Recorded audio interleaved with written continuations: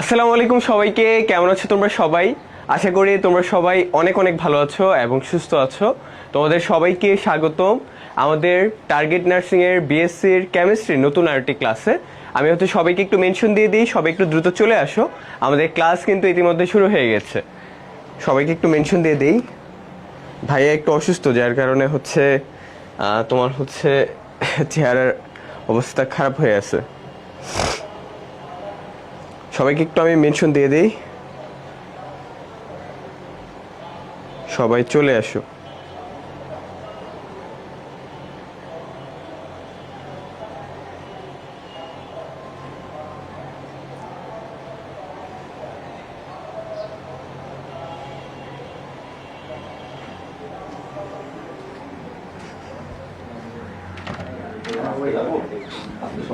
স্ক্যানারটা একটু দিও তো।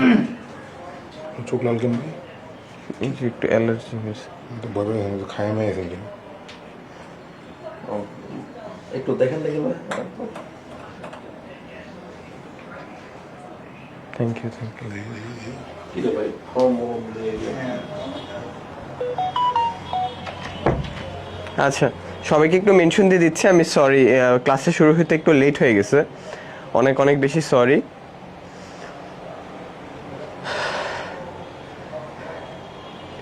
প্রায় চলে আসছিলাম, রাস্তাঘাটে একটু জ্যাম থাকার কারণে আর কি ক্লাসে শুরুতে একটু লেট হয়ে গেছে। আমি সবাইকে মেনশন দিয়ে দিই। আর এভরিওয়ান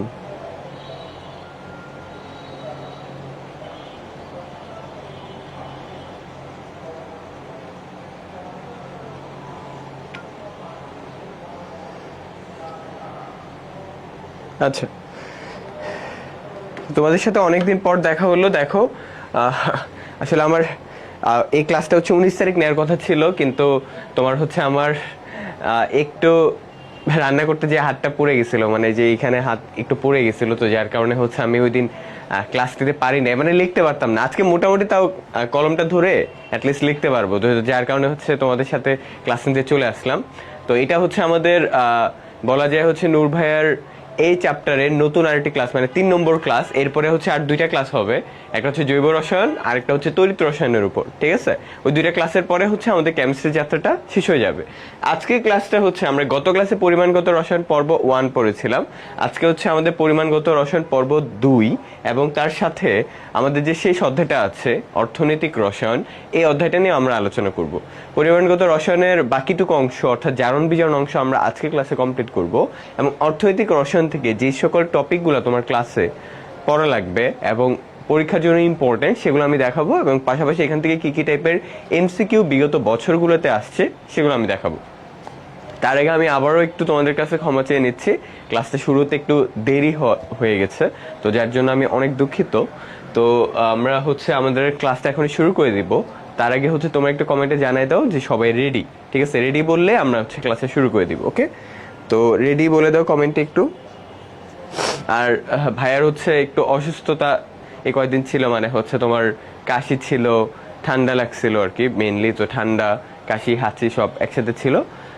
যাই হোক, আলহামদুলিল্লাহ। আর হচ্ছে তোমার কয়েকদিন ধরে হচ্ছে আমার খুবই অ্যালার্জি দেখা দিচ্ছে আর কি, ডাস্ট অ্যালার্জি, কেমিক্যাল অ্যালার্জি। তো এর কারণে হচ্ছে আমার শরীরের অবস্থা খুব একটা ভালো না। তোমার ভাইয়ের জন্য দোয়া করো। আচ্ছা, সবাই একটু জয়েন করতে থাকো, আমাকে কমেন্টে জানাই দাও যে ভাই রেডি। অনেকদিন পর তোমাদের সাথে দেখা হচ্ছে।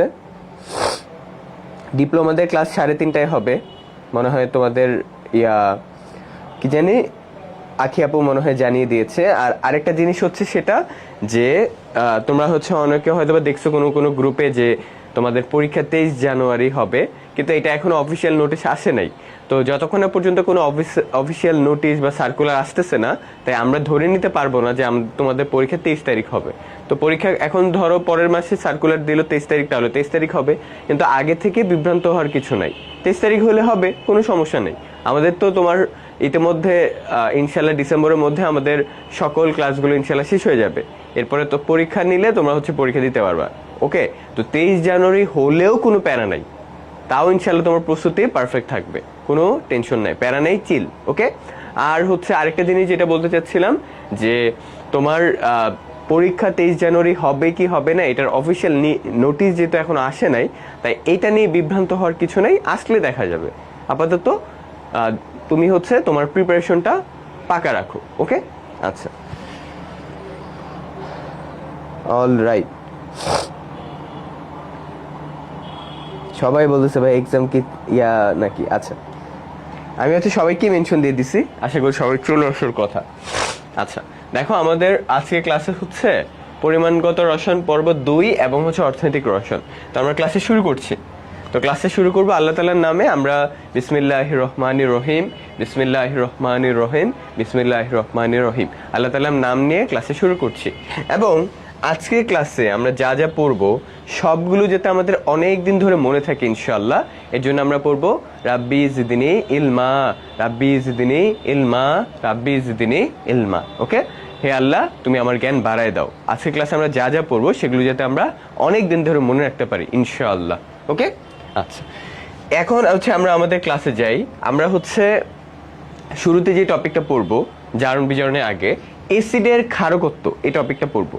তো এসিডের ক্ষারকত্ব বলতে কি বোঝায় দেখো, আমি যদি তোমাকে বলি যে এসিডের ক্ষারকত্ব আসলে কি জিনিসটা, যে একটা এসিড, ঠিক আছে, একটা এসিড, একটি, তোমরা একটু লিখে নাও, একটি এসিড কত মোল সোডিয়াম হাইড্রোক্সাইডের সাথে বিক্রিয়া করে, কত মোল সোডিয়াম হাইড্রোক্সাইডের সাথে বিক্রিয়া করে। একটা অ্যাসিড, ঠিক আছে, শুধুমাত্র একটা অ্যাসিড কত মোল সোডিয়াম হাইড্রোক্সাইডের সাথে বিক্রিয়া করে।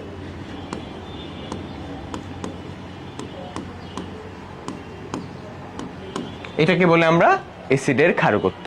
অ্যাসিডের ক্ষারকত্ব, অ্যাসিড, এই অ্যাসিডটা কত মোল ক্ষারকের সাথে বিক্রিয়া করবে, ওই ক্ষারকটাকে সোডিয়াম হাইড্রোক্সাইড, ওই ক্ষারকটা কে বলতো? সোডিয়াম হাইড্রোক্সাইড, মাথায় রাখবা, ওই ক্ষারকটা হচ্ছে সোডিয়াম হাইড্রোক্সাইড। একটা অ্যাসিড কত মোল সোডিয়াম হাইড্রোক্সাইডের সাথে বিক্রিয়া করবে, ওইটাই হচ্ছে ওই অ্যাসিডের ক্ষারকত্ব। যেমন আমি যদি তোমাকে এক্সাম্পল দেখাই, ধরো আমার কাছে এখানে আছে একটা অ্যাসিড HCl, এই HClটা সোডিয়াম হাইড্রোক্সাইডের সাথে বিক্রিয়া করলো, বিক্রিয়া করে এখানে উৎপন্ন করবে কি কি বলতো? সোডিয়াম ক্লোরাইড এবং পানি। তাহলে তুমি এখানে একটা জিনিস দেখো যে এইখানে, ঠিক আছে, এই যে এই জায়গায় সোডিয়াম হাইড্রোক্সাইড কয় মোল? 1 মোল না? এই জায়গাতে সোডিয়াম হাইড্রোক্সাইড কয় মোল? 1 মোল, তাই না? এখানে সোডিয়াম হাইড্রোক্সাইড কত মোল? 1 মোল, এই যে 1 তাহলে যেহেতু এখানে সোডিয়াম হাইড্রোক্সাইড 1 মোল, তার মানে বুঝবা যে HClটা 1 মোল সোডিয়াম হাইড্রোক্সাইডের সাথে বিক্রিয়া করতেছে, 1 মোল সোডিয়াম হাইড্রোক্সাইডের সাথে কি করতেছে? বিক্রিয়া করতেছে। ওকে, আচ্ছা, তাইলে HCl এর ক্ষারকত্বটা কি হবে? এই যে HCl এর ক্ষারকত্ব হবে 1, HCl এর ক্ষারকত্ব কত হবে? 1, এই যে। ওকে, আচ্ছা, এরপরে আমরা আরেকটা एग्जांपल দেখি। ধরো আমার কাছে আছে সালফিউরিক অ্যাসিড H2SO4। এখন এইটার ক্ষারকত্ব কত এটা বের করতে বলছে, তার মানে এই অ্যাসিডের সাথে আমি সোডিয়াম হাইড্রোক্সাইডটা বিক্রিয়া করাবো। কি বিক্রিয়া করব? Sodium hydroxide. তাহলে দেখবা এখানে সোডিয়াম সালফেট উৎপন্ন হবে, আর উৎপন্ন হবে কি বলতো? পানি, রাইট? সোডিয়াম সালফেট আর কি উৎপন্ন হবে? পানি। আর সমতকরণ করে দেখবা যে এখানে 2 আসতেছে, 2 মোল সোডিয়াম হাইড্রোক্সাইড আর এখানে 2 মোল পানি। তাহলে 2 মোল পানিটা নিয়ে কাজ নেই, আমার কাজ হচ্ছে এটা নিয়ে, আমার কাজ হচ্ছে কি বলতো? এটাকে নিয়ে কাজ হচ্ছে আমার এই জিনিসটাকে নিয়ে, এই যে 2 মোল, দেখছো কয় মোল? এখানে 2 মোল, আমার কাজ হচ্ছে এটাকে নিয়ে। তাহলে এখানে যেহেতু 2 মোল আছে, রাইট, এখানে যেহেতু 2 মোল আছে, দেখছো 2, তাহলে এখানে যেহেতু 2 মোল আছে, তাহলে আমি বলতে পারি যে সালফিউরিক অ্যাসিডের ক্ষারকত্ব হচ্ছে 2। ক্ষারকত্ব কত? 2। বোঝা গেছে? তাহলে অ্যাসিডের ক্ষারকত্ব কিভাবে বের করে? যে একটা অ্যাসিড কত মোল সোডিয়াম হাইড্রোক্সাইডের সাথে বিক্রিয়া করতেছে, যে সালফিউরিক HClটা 1 মোল সোডিয়াম হাইড্রোক্সাইডের সাথে বিক্রিয়া করতেছে, দ্যাটস ওয়াই তার ক্ষারকত্ব 1। এই সালফিউরিক অ্যাসিডটা 2 মোল সোডিয়াম হাইড্রোক্সাইডের সাথে বিক্রিয়া করতেছে, তাই তার ক্ষারকত্ব 2, ঠিক আছে? আচ্ছা, তাহলে এখন এইভাবে হচ্ছে আমি ইজিলি বের করতে পারি ক্ষারকত্বটা, বুঝছো? এইভাবে আমি ইজিলি ক্ষারকত্বটা কি করতে পারি? বের করতে পারি। ওকে, আচ্ছা, তাহলে এখন আলটিমেটলি তুমি আমাকে যদি বলো ভাই সবসময় কি বিক্রিয়া করব, সবসময় কি বিক্রিয়া করে আমি বের করব যে কার ক্ষারকত্ব কত? না, এটা একটা টেকনিক আমি বলে দিচ্ছি। এখানে টেকনিকটা লিখে নাও, এখানে হচ্ছে টেকনিকটা লিখে নাও। আমি এখানে একটা টেকনিক লিখে দিচ্ছি, এখানে তুমি টেকনিকটা লিখে নাও এই যে জায়গায়। তো টেকনিকটা কি? টেকনিকটা হচ্ছে অ্যাসিডের যে তুল্য সংখ্যা পড়ছি না আমরা, অ্যাসিডের যে তুল্য সংখ্যা, অ্যাসিডের তুল্য সংখ্যাটাই হবে তার ক্ষারকত্ব। অ্যাসিডের যে তুল্য সংখ্যা আছে না, ওই তুল্য সংখ্যাটা মানেই হচ্ছে কি বলতো? ক্ষারকত্ব, ওই অ্যাসিডের ক্ষারকত্ব। অ্যাসিডের তুল্য সংখ্যা মানেই কি? ওই অ্যাসিডের কি? ক্ষারকত্ব। তাহলে দেখো, আমাকে যদি বলে নাইট্রিক অ্যাসিডের ক্ষারকত্ব কত, তাহলে আমি কি বলবো? 1, কারণ এর তুল্য সংখ্যা 1, তাহলে তার ক্ষারকত্ব 1 হবে। তারপরে আবার আমাকে যদি জিজ্ঞেস করে H3PO4 ফসফরিক অ্যাসিড, এর তুল্য সংখ্যা কত? গত ক্লাসে পড়ছিলাম, এর তুল্য সংখ্যা হচ্ছে 3, তাহলে তার ক্ষারকত্ব হবে 3। তারপরে আবার দেখো H3PO3, এর তুল্য সংখ্যা কত? 2, তাহলে তার ক্ষারকত্ব কত হবে? 2। তারপর আবার দেখো H3PO2, এইটার তুল্য সংখ্যা কত? 1, তাহলে এর ক্ষারকত্ব কত হবে? 1। বোঝা গেছে? তাহলে আমরা অ্যাসিডের ক্ষারকত্ব বলতে যেটা বুঝাচ্ছি, একটা অ্যাসিড কত মোল সোডিয়াম হাইড্রোক্সাইডের সাথে বিক্রিয়া করে। তো আমরা বিক্রিয়া করে সমতাকরণ করে দেখব। যেমন আমরা HCl এর ক্ষেত্রে দেখলাম 1 মোল সোডিয়াম হাইড্রোক্সাইডের সাথে বিক্রিয়া করতেছে, তার ক্ষারকত্ব 1। সালফিউরিক অ্যাসিড হচ্ছে 2 মোল ক্ষারের সাথে বিক্রিয়া করতেছে, তাই তার ক্ষারকত্ব 2। এখন সবসময় তো পরীক্ষা হলে বিক্রিয়া করা যাবে না, কারণ সময় থাকবে না এত। তাহলে টেকনিকটা কি? যে কোনো একটা অ্যাসিডের যে তুল্য সংখ্যা, সেটাই হবে তার ক্ষারকত্ব। একটা অ্যাসিডের তুল্য সংখ্যা মানে কি? সেই অ্যাসিডের বলতো কি? ক্ষারকত্ব। তাহলে নাইট্রিক অ্যাসিডের তুল্য সংখ্যা 1, তাহলে তার ক্ষারকত্ব 1। ফসফরিক অ্যাসিডের তুল্য সংখ্যা 3, তার মানে তার ক্ষারকত্ব কত? 3। তারপরে হাইপোফসফরাস অ্যাসিডের তুল্য সংখ্যা কত? 3, তার মানে হাইপো না, ফসফরাস অ্যাসিডের তুল্য সংখ্যা কত? 2, তার মানে তার ক্ষারকত্ব কত? 2। তারপর লাস্টেরটা হচ্ছে হাইপোফসফরাস অ্যাসিড, এই যে H3PO2, এইটার তুল্য সংখ্যা 1, তাহলে তার ক্ষারকত্ব কত হবে? 1। সবাইকে আমরা বুঝতে পারছি? যদি বুঝে থাকি কমেন্টে জানাই দেই ভাইয়া ক্লিয়ার। ওকে, সবাইকে আমরা বুঝতে পারছি? যদি বুঝে থাকি তাহলে কমেন্টে জানাই দেই ক্লিয়ার। আমাদের অ্যাসিডের ক্ষারকত্ব ডান। কয়টা স্লাইড গেল? এটাই ফার্স্ট স্লাইড, এটা হচ্ছে প্রথম স্লাইড। সবাইকে আমরা বুঝতে পেরেছি কিনা কমেন্টে জানাই দেই যে ভাইয়া ক্লিয়ার। তোমরা অবশ্যই ভাইয়ার জন্য অনেক দোয়া করো, যাতে ভাইয়া দ্রুত সুস্থ হয়ে যায়। ওকে, ভেরি গুড। আচ্ছা, ভেরি গুড, ডান। তাহলে আমাদের অ্যাসিডের ক্ষারকত্বটা শেষ। আমরা এখন ক্ষারকের অম্লত্ব পড়ি। ক্ষারকের অম্লত্ব, তাহলে ক্ষারকের অম্লত্ব জিনিসটা কি হবে? যে একটা ক্ষারক, উল্টা হবে তাইলে, একটা ক্ষারক কত মোল অ্যাসিড হিসেবে কাকে নিব আমরা? HCl।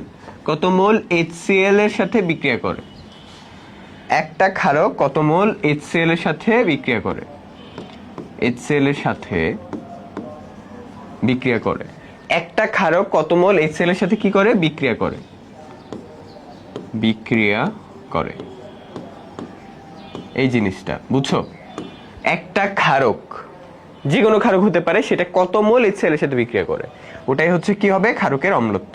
যেমন আমরা এখানে এক্সাম্পল দেখি, ধরো এখানে আছে সোডিয়াম হাইড্রোক্সাইড, এই যে এটা একটা ক্ষারক, তাহলে এটার সাথে বিক্রিয়া করাবো কার? HCl এর। তাহলে এখানে উৎপন্ন হবে কি? NaCl আর H2O। তাহলে এখানে দেখো তো যে HCl কত মোল আছে? HCl কত মোল আছে বলো? 1 মোল না? এই যে, তাহলে এই যে সোডিয়াম হাইড্রোক্সাইডের অম্লত্ব কত হবে? 1। অম্লত্ব কত হবে? 1। ওকে, তারপর আবার দেখো একটা ক্ষারক, ধরো আমি ক্ষারক হিসেবে আবার নিলাম সোডিয়াম হাইড্রোক্সাইডের জায়গায় ম্যাগনেসিয়াম হাইড্রোক্সাইড। সোডিয়াম হাইড্রোক্সাইডের জায়গায় নিলাম ম্যাগনেসিয়াম হাইড্রোক্সাইড। ওকে, তাহলে ম্যাগনেসিয়াম হাইড্রোক্সাইডটা HCl এর সাথে বিক্রিয়া করে উৎপন্ন করবে ম্যাগনেসিয়াম ক্লোরাইড আর H2O। তো সমতাকরণ করলে দেখবা এই জায়গাতে আসবে 2, এই যে এই জায়গাতে আসবে 2, বুঝছো? আর এইখানে 2 আসবে, এই জায়গাতে কি আসবে? 2 আসবে। তাহলে দেখো তো কয় মোল হইলো? 2 মোল না? তাহলে এই ম্যাগনেসিয়াম হাইড্রোক্সাইডের অম্লত্ব হবে 2, এটার অম্লত্ব কত হবে? 2 হবে। এর অম্লত্ব কত হবে? 2। তাহলে ভাইয়া একটা জিনিস দেখো, একটা ক্ষারক কত মোল HCl এর সাথে বিক্রিয়া করে, ওইটাই হবে কি? ওই ক্ষারকের অম্লত্ব। তাহলে আমরা দেখতে পাচ্ছি সোডিয়াম হাইড্রোক্সাইড 1 মোল HCl এর সাথে বিক্রিয়া করে, তাহলে সোডিয়াম হাইড্রোক্সাইডের অম্লত্ব কত? 1। তারপর আবার দেখতে পাচ্ছি ম্যাগনেসিয়াম হাইড্রোক্সাইডটা, সেটা 2 মোল HCl এর সাথে বিক্রিয়া করে, তাহলে ম্যাগনেসিয়াম হাইড্রোক্সাইডের অম্লত্ব কত? 2। এখন সেম কথা যে আমি তো সবসময় মনে রাখতে পারবো না, আমি সবসময় মনে রাখতে বলতে আমি সবসময় বিক্রিয়া করাতে পারবো না, সময় থাকে না এত যে বিক্রিয়া করে দেখবো যে কত মোলের সাথে বিক্রিয়া করছে, রাইট? তাহলে এর জন্য আমরা টেকনিকটা মাথায় রাখবো যে ওই যে আগের মতো করে, যে ক্ষারকের যে তুল্য সংখ্যা, ক্ষারকের তুল্য সংখ্যাটাই হবে কি? অম্লত্ব। ক্ষারকের যে তুল্য সংখ্যা ওইটাই হবে কি বলতো? অম্লত্ব, ওই ক্ষারকের অম্লত্ব।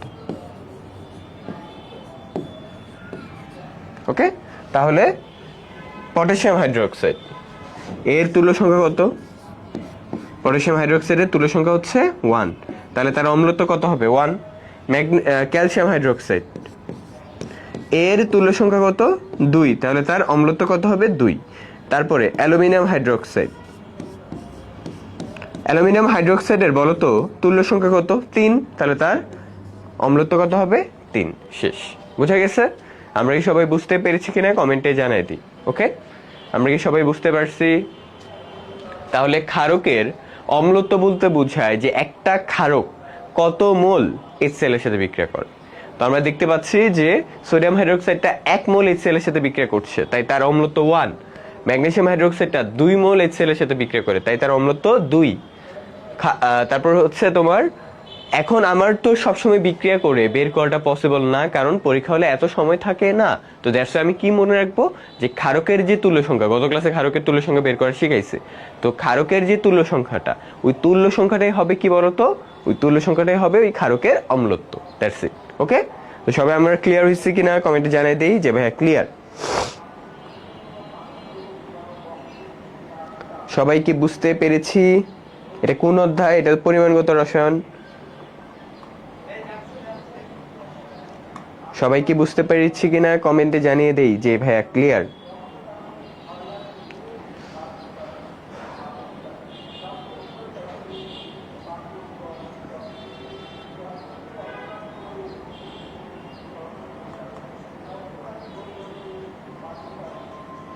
অলরাইট, আলহামদুলিল্লাহ ক্লিয়ার। ওকে, তাহলে আশা করি এখান থেকে কোশ্চেন আসলে পারবো। এরপর আসি জারণ সংখ্যা। জারণ সংখ্যা জিনিসটা কি? ঠিক আছে, আমরা জারণ সংখ্যাটা পড়বো। দেখো, জারণ সংখ্যাটা হচ্ছে কোনো মৌলের, কোনো মৌল হতে পারে অথবা যৌগমূলক হতে পারে, কোনো মৌল বা যৌগমূলক মূলকের যতগুলো কোন একটা মৌল হতে পারে অথবা যৌগমূলক হতে পারে, ঠিক আছে, ওই মৌল বা মূলকের যতগুলো ইলেকট্রন ত্যাগ মানে ছেড়ে দেওয়া অথবা গ্রহণ করার প্রবণতা থাকে,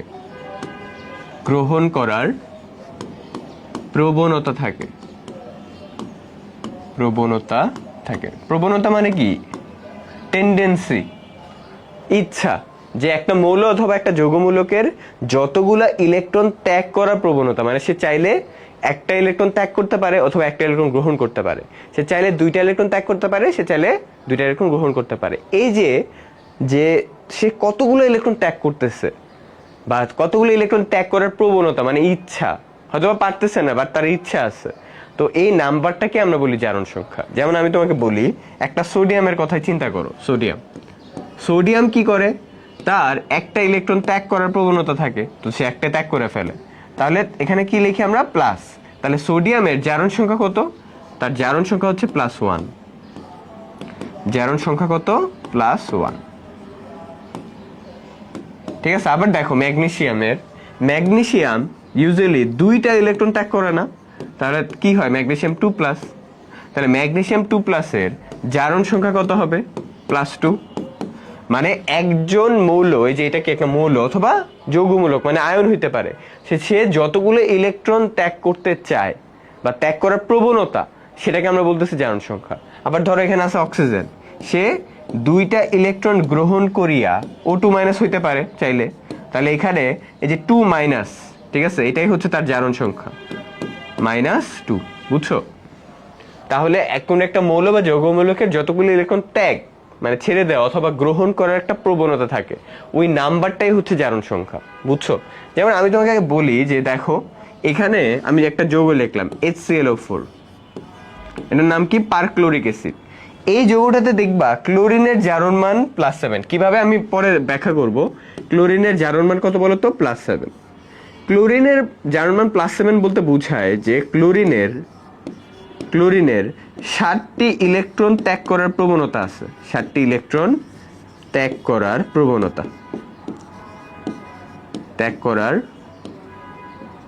প্রবণতা রয়েছে।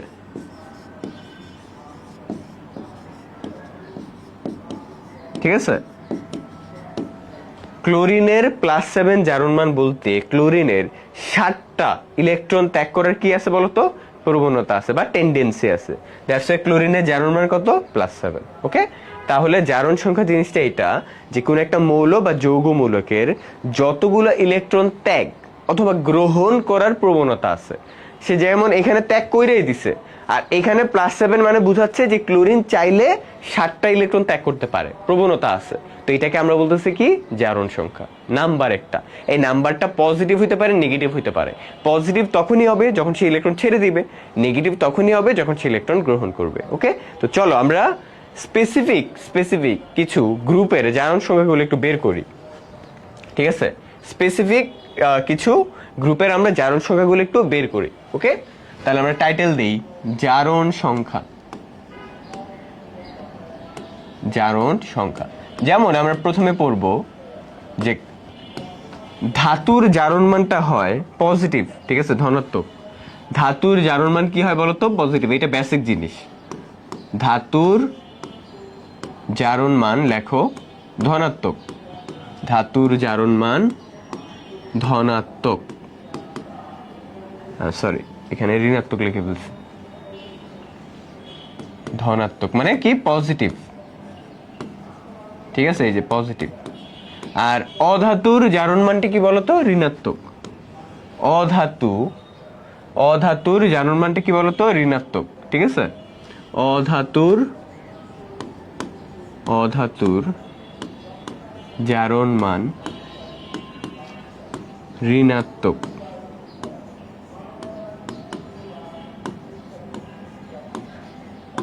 মানে কি? নেগেটিভ। ধাতুর জারণ মানগুলো ধনাত্মক কেন হয়, পজিটিভ কেন হয়? কারণ ধাতুরা কি করে? ইলেকট্রন ত্যাগ করে বা ত্যাগ করার একটা টেন্ডেন্সি থাকে, তো দ্যাটস ওয়াই তাদের পজিটিভ।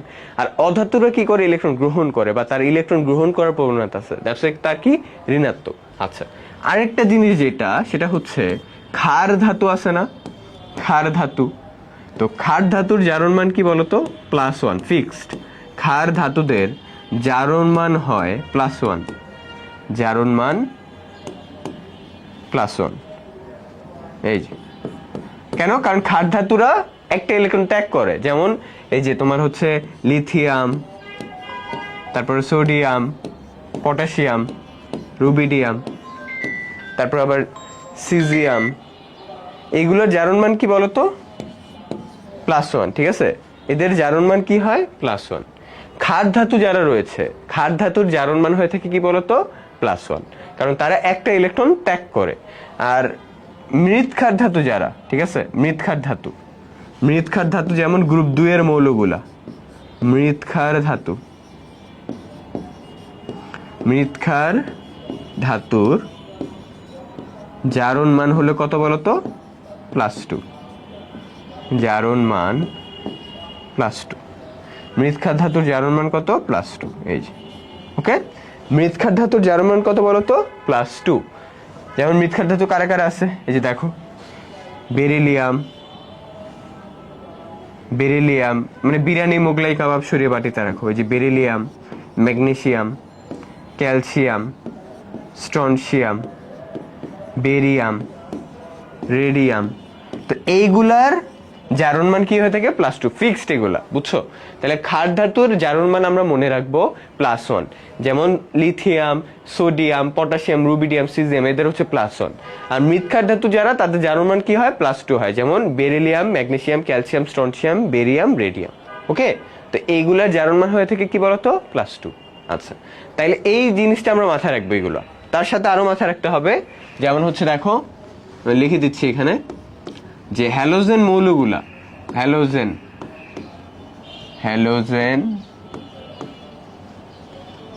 মৌলদের যারা হচ্ছে অধাতু, ঠিক আছে, হ্যালোজেন মৌলদের জারণ মান, হ্যালোজেন মৌলদের জারণ মান হয়ে থাকে কত বলতো -1, কারণ তারা ইউজুয়ালি একটা ইলেকট্রন গ্রহণ করে। অনেকগুলোর চেঞ্জ হয় কিন্তু ইউজুয়ালি তাদের হচ্ছে -1 হয়। যেমন এই যে ফ্লোরিন, ক্লোরিন, ব্রোমিন, আয়োডিন, এগুলো বেসিক্যালি যখন অধাতু হিসেবে কাজ করে, বুঝছো? এগুলো যখন অধাতু হিসেবে কাজ করে তাদের জারণ মান হয় কত -1। এখন তুমি বলবো ভাই আপনি তো একটু আগে দেখালেন যে এইখানে হচ্ছে ক্লোরিনের জারণ মান কি +7, কারণ এইখানে ক্লোরিনটা ধাতু হিসেবে কাজ করছিল। ক্লোরিন তো একটা অধাতু, কিন্তু এই জায়গায় দেখা যাচ্ছে ক্লোরিন একটা ধাতু। ক্লোরিন নরমালি অধাতু, কিন্তু এই জায়গায় দেখা যাচ্ছে ক্লোরিন একটা ধাতুর মতো কাজ করতেছে, তো দ্যাটস ওয়াই তার জারণ মান পজিটিভ আসছে +7।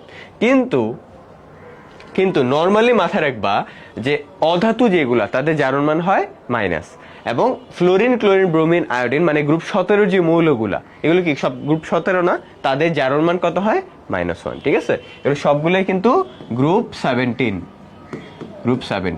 তারপরে আবার হচ্ছে এটা ছিল হচ্ছে কি বলতো গ্রুপ 1, এটা ছিল কি গ্রুপ 2। এগুলো হচ্ছে সব গ্রুপ 1 এর মৌল যেগুলো জারণ মান +1, এগুলো হচ্ছে গ্রুপ 2 এর মৌল যেগুলো জারণ মান +2। আচ্ছা, আজান দিচ্ছে একটু, আমি লিখি, তুমি জাস্ট তুলে নাও।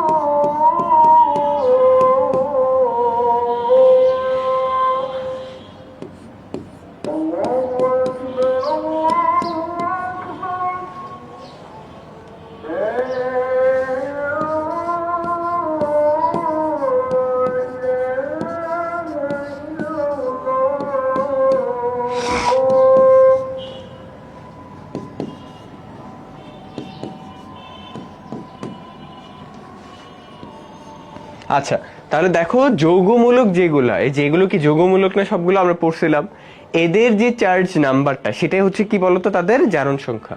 যেমন ফসফোনিয়াম, তার চার্জ সংখ্যা কত +1, তাহলে তার জারণ সংখ্যা +1। সালফেট, তার চার্জ সংখ্যা কত -2, তাহলে তার জারণ সংখ্যা -2। ফসফেটের চার্জ সংখ্যা -3, তার জারণ মান -3। কার্বনেটের জারণ সংখ্যা -2, তার জারণ মান -2।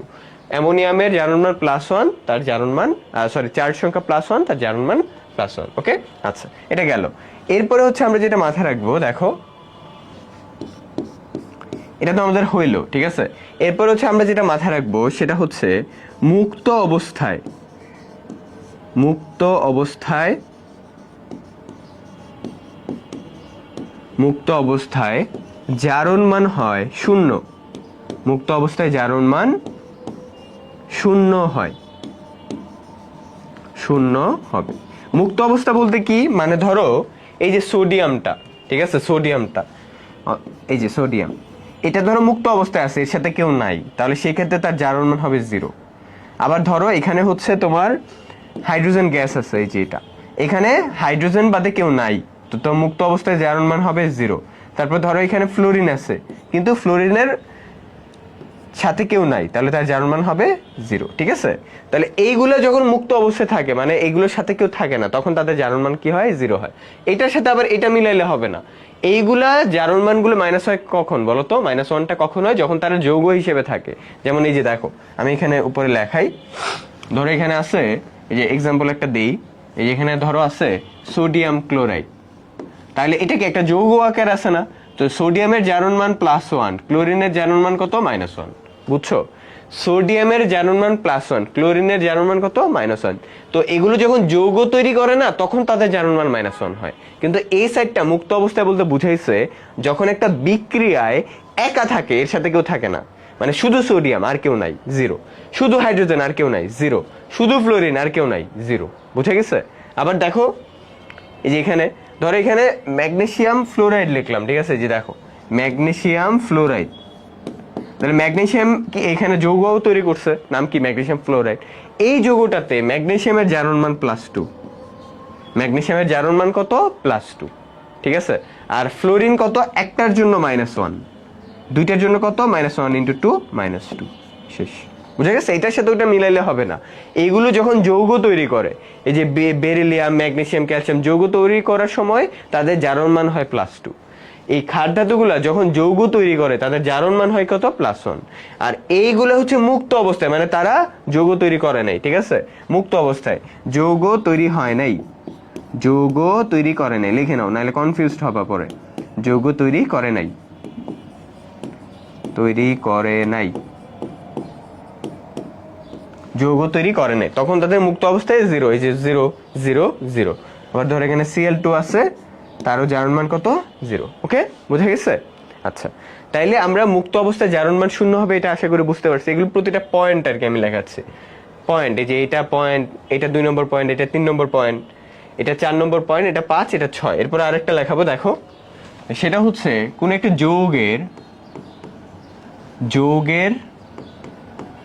কোন একটা যৌগের মোট জারণ সংখ্যা 0 হয়।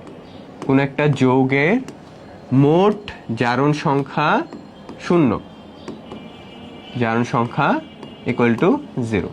মোট জারণ সংখ্যা মানে বুঝছো? মোট জারণ সংখ্যাটা কি বুঝাইছে বলো? মোট জারণ সংখ্যাটা কি? মোট জারণ সংখ্যা হচ্ছে একটা যৌগের মধ্যে যতগুলো মৌল আছে এগুলো মিলে টোটাল জারণ সংখ্যা বের করবে 0। যেমন আমি তোমাকে দেখাই, এই যে ধরো এখানে আছে অ্যালুমিনিয়াম ক্লোরাইড, দেখো অ্যালুমিনিয়াম ক্লোরাইড এটা আছে, ওকে। আচ্ছা, অ্যালুমিনিয়ামের জারণ মান কত বলো? +3। এখন ক্লোরিন, একটা ক্লোরিনের জারণ মান -1, তিনটার জন্য কত হবে, -1 × 3, তাহলে কত হইলো, -3। তাহলে এই যে দেখো +3 আর -3 টোটালটার জারণ মান 0 আসছে। অ্যালুমিনিয়ামের +3, ক্লোরিনের তিনটার জন্য -3, তাহলে এই যে +3 আর -3 কাটাকাটি করলে কত আসে, 0, তাই না? +3 আর -3 কাটাকাটি করলে কত আসে, 0। তাহলে টোটাল জারণ মানটা কি আসলো, 0 আসলো, ওকে।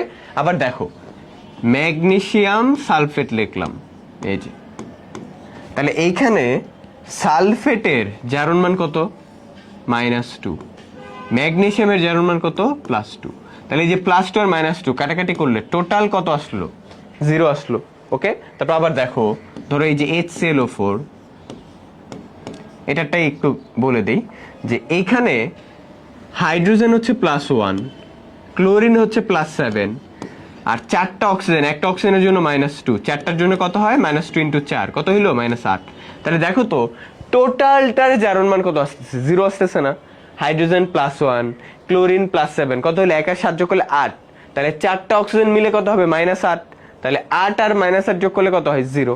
তাহলে পুরা জারণ মানটা কত আসলো 0 হলো। তো এখান থেকে যে জিনিসটা ভাই বুঝাতে চাচ্ছি যে একটা যৌগের মোট জারণ মান হয় 0। ঠিক আছে, একটা যৌগের টোটাল জারণ মানটা কত হয় 0 হয়। ওকে, আচ্ছা। আর আরেকটা টেকনিক একটু মাথায় রেখো যে বামে কোনো যৌগে বামে যে থাকে তার জারণ মান ধনাত্মক, পজিটিভ। কোন একটা যৌগে বামে যে থাকে, মানে এই একটা যৌগ বামে যে থাকবে তার জারণ মানটা হবে পজিটিভ। আর কোন যৌগে যদি ডানে থাকে, কোন যৌগে ডানে যে থাকে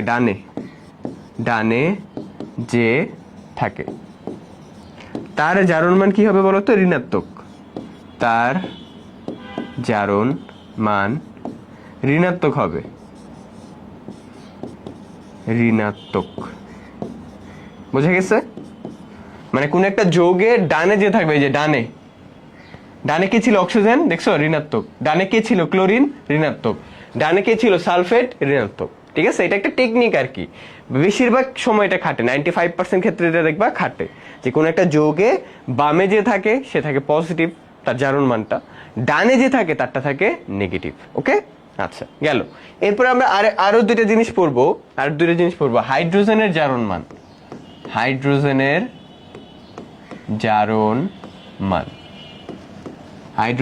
জারণ মান এটা পড়তে হবে আমাদের। তাহলে এটা আমি লিখে দিচ্ছি খুবই ইজিলি। হাইড্রোজেন বামে থাকলে জারণ মান হবে +1। হাইড্রোজেন যদি ডানে থাকে তাহলে হবে -1। হাইড্রোজেন বামে থাকলে +1, ডানে থাকলে -1। যেমন আমি এখানে দেখো, এই যে এখানে হাইড্রোজেন +1 আর এখানে হাইড্রোজেন -1। আচ্ছা, তাহলে এখানে দেখো HNO3, এই যৌগটাতে হাইড্রোজেনের জারণ মান +1। কেন? কারণ বামে আছে। H2SO4, এই যৌগটাতে হাইড্রোজেনের জারণ মান কত বলতো? +1, কারণ বামে আছে। এই যে +1, একটার জন্য +1, দুইটা আছে না হাইড্রোজেন, তাহলে দুইটার জন্য +1 × 2 +2। এই যে, ওকে। তারপরে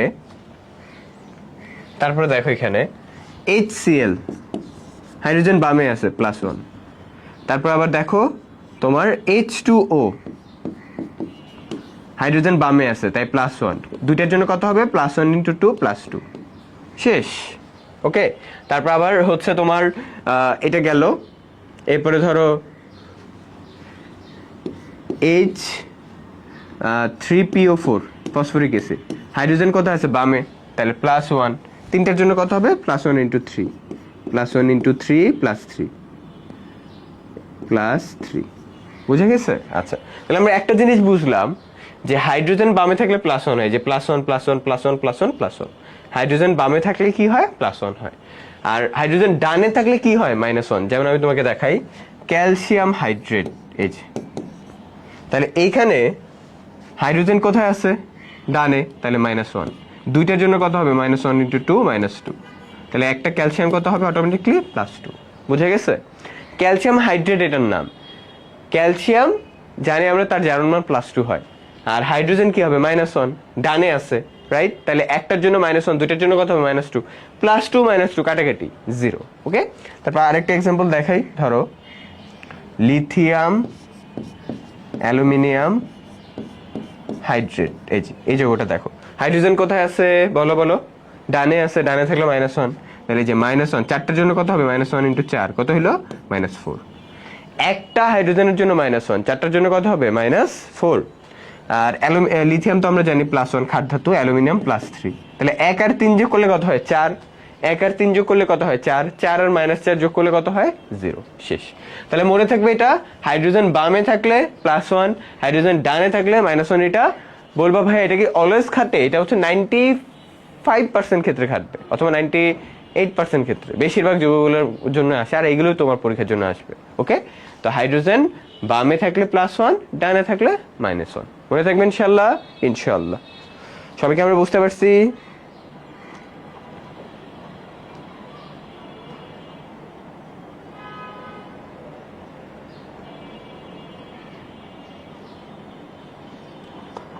কমেন্টে জানিয়ে দিই আমরা সবাই এগুলো ক্লিয়ার হয়েছে কিনা, যেগুলো আমি পড়াইছি। এখন লাস্ট আমরা আরেকটা হচ্ছে মৌল দেখব, তার জারণ সংখ্যা দিয়ে শেষ করবো। জারণ সংখ্যাটা 5%-এর ভেতরে দিবে না, প্যারা নেই ইনশাল্লাহ।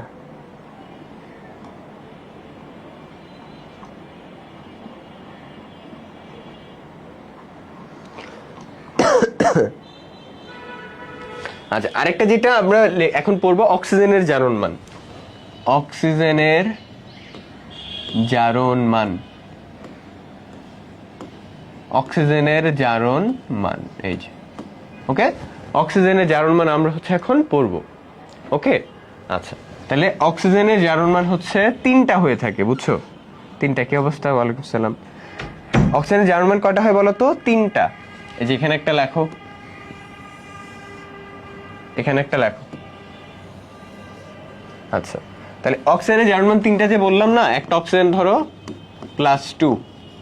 এটা বেশিরভাগ ক্ষেত্রে যত যৌগ আছে 95% ক্ষেত্রে অক্সিজেনের জারণ মান হচ্ছে কি বলতো? +2। 95% ক্ষেত্রে অক্সিজেনের জারণ মান কত হবে? +2। ঠিক আছে। আচ্ছা, এরপরে অক্সিজেনের জারণ মান হয় সরি +2 কেন লিখলাম? -2। অক্সিজেনের জারণ মান কত বলতো? -2। এই যে, তারপর অক্সিজেনের জারণ মান হয় -1। এরপর অক্সিজেনের জারণ মান হয় -1/2। এই যে। আচ্ছা, তাহলে এখন ভাইয়া 95% ক্ষেত্রে যে বললাম -2 হয়, এগুলো আসলে অক্সাইড যুক্ত যৌগ।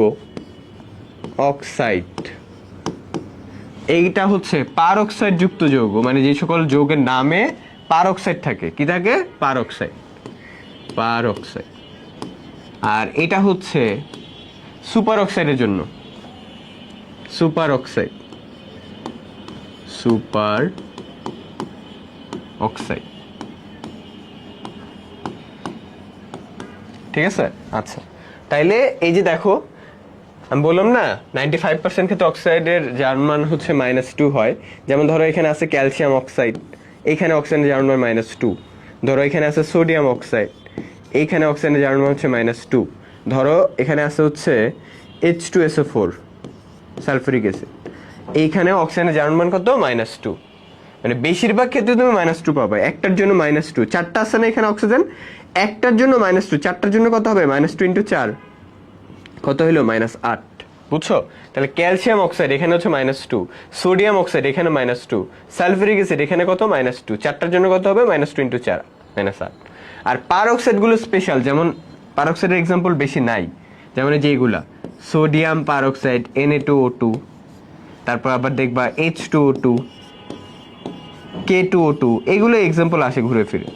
তো এইগুলোতে অক্সিজেনের জারণ মান কত? -1। দেখো অক্সিজেন একটার জন্য -1, দুইটার জন্য কত হবে? -1 × 2 -2। আর সোডিয়াম একটার জন্য কত? +1, দুইটার জন্য কত হবে? +1 × 2 কত হলো? +2। এই যে +2 -2 কাটাকাটি করলে কত হয়? 0। ওকে, আবার দেখো এখানে অক্সিজেন হচ্ছে একটার জন্য -1, একটার জন্য কত? -1। তাহলে দুইটার জন্য কত হবে? -1 × 2 -2। হাইড্রোজেন বামে আছে, তাহলে তার জন্য +1, দুইটার জন্য কত হবে? +1 × 2 +2। তাহলে যে +2 -2 কাটাকাটি 0। তারপর আবার দেখো এখানে অক্সিজেন পারঅক্সাইড, পটাশিয়াম পারঅক্সাইড, যার মান কত? -1, দুইটার জন্য -1 × 2 -2। ঠিক আছে। আর এখানে তাহলে পটাশিয়াম একটার জন্য হবে +1, দুইটার জন্য কত হবে? +1 × 2 +2। ঠিক আছে। এই যে +2 -2 কাটাকাটি 0, কারণ পুরাটা একটা যৌগ না, পুরো যৌগের জারণ মান কি হয়? 0 হয়। এই পুরাটা একটা যৌগ, যৌগের জারণ মান 0। এই যে পুরাটা একটা যৌগ, যৌগের জারণ মান 0। পারঅক্সাইড গুলো চেনা যায় ইজিলি, বুঝছো? এই যে তোমার দেখবে দুইটা ধাতু থাকে, দুইটা অক্সিজেন, দুইটা ধাতু দুইটা অক্সিজেন, যদিও হাইড্রোজেন এখানে ধাতু হিসেবে কাজ করতেছে, দুইটা পটাশিয়াম দুইটা অক্সিজেন, এটা। আর সুপার অক্সাইড কোনগুলো দেখো? সুপার অক্সাইড হচ্ছে এটাও চেনা ইজি, যেখানে অক্সিজেনের জারণ মান হয় 1/2, যেমন NaO2 sodium super oxide, potassium O2 potassium super oxide, lithium O2 lithium super oxide. তো সুপার অক্সাইডে জারণ মান কত? -1/2। জারণ মান -1/2 মানে কি? মানে অক্সিজেনের অর্ধেকটা ইলেকট্রন ত্যাগ করার প্রবণতা। তো ইউজুয়ালি অর্ধেকটা তো ইলেকট্রন ত্যাগ করে না, দুইটা অক্সিজেন মিলে একটা ইলেকট্রন ত্যাগ করে, সরি গ্রহণ করে, বুঝছো? মাইনাস মানে কি গ্রহণ করে না, মাইনাস হাফ। তুমি একটা জিনিস চিন্তা করো, একটা অক্সিজেন কখনই কি অর্ধেকটা ইলেকট্রন গ্রহণ করতে পারে না। তো এটা কি হয়, দুইটা অক্সিজেন মিলে একটা ইলেকট্রন গ্রহণ করে। এই যে দুইটা অক্সিজেন দেখছো, দুইটা অক্সিজেন মিলে একটা ইলেকট্রন গ্রহণ করে, এই যে দুইটা অক্সিজেন মিলে একটা ইলেকট্রন, দুইটা অক্সিজেন মিলে একটা ইলেকট্রন। তো এটা কেমনে আসে দেখো, একটা অক্সিজেনের জারণ মান মাইনাস হাফ, তাই না? একটা অক্সিজেনের জারণ মান হচ্ছে মাইনাস হাফ। এখানে কয়টা অক্সিজেন আছে? দুইটা, তাহলে মাইনাস হাফ ইন্টু 2, তাহলে 2 আর 2 কাটাকাটি করলে কত আসে? -1। এই যে, আর সোডিয়ামের তো অটোমেটিক্যালি +1 ধাতু, তাহলে +1 আর -1 কাটাকাটি 0। ওকে, তারপর আবার দেখো পটাশিয়াম সুপার অক্সাইড, এখানে অক্সিজেন যেটা তার জারণ মান কত বলতো? -1/2। একটার জন্য -1/2, দুইটার জন্য -1/2 ইন্টু 2, 2 কাটাকাটি, তাহলে এখানে আসবে -1। পটাশিয়াম খাদ্য ধাতু, এটা হচ্ছে +1।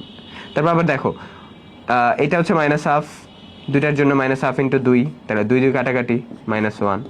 আর লিথিয়াম হচ্ছে কত? +1। বুঝে গেছে? তাহলে আমরা মূল যে জিনিসটা জানলাম যে অক্সিজেনের বেশিরভাগ ক্ষেত্রে 95% ক্ষেত্রে হচ্ছে -2, স্পেশাল হচ্ছে এই দুইটা, পারঅক্সাইড সুপার অক্সাইড। পারঅক্সাইডে -1 কেমনে হয়েছে দেখছো, প্রতিটা অক্সিজেনের জারণ মান -1, আর সুপার অক্সাইডে কত? -1/2, প্রতিটা অক্সিজেনের জারণ মান কত? -1/2।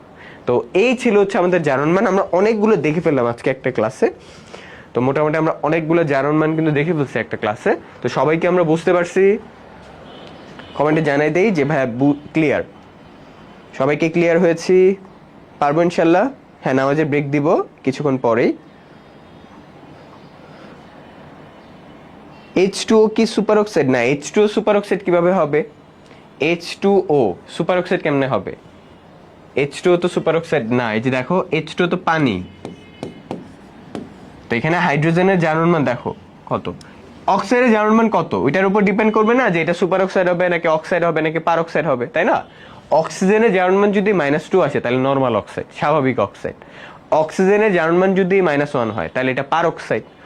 অক্সিজেনের জারণ মান যদি হয় -1/2 তাহলে এটা সুপার অক্সাইড। তাহলে দেখো, হাইড্রোজেনের জারণ মান +1, দুইটার জন্য কত হবে? +1 ইন্টু 2 +2। অক্সিজেনের অটোমেটিকলি কত হবে? -2। তাহলে এখানে পানিতে অক্সিজেন কি? -2, মানে স্বাভাবিক অক্সাইড, স্বাভাবিক অক্সাইড, নরমাল অক্সাইড। বোঝা গেছে? ওকে, H2O কি? নরমাল অক্সাইড, স্বাভাবিক।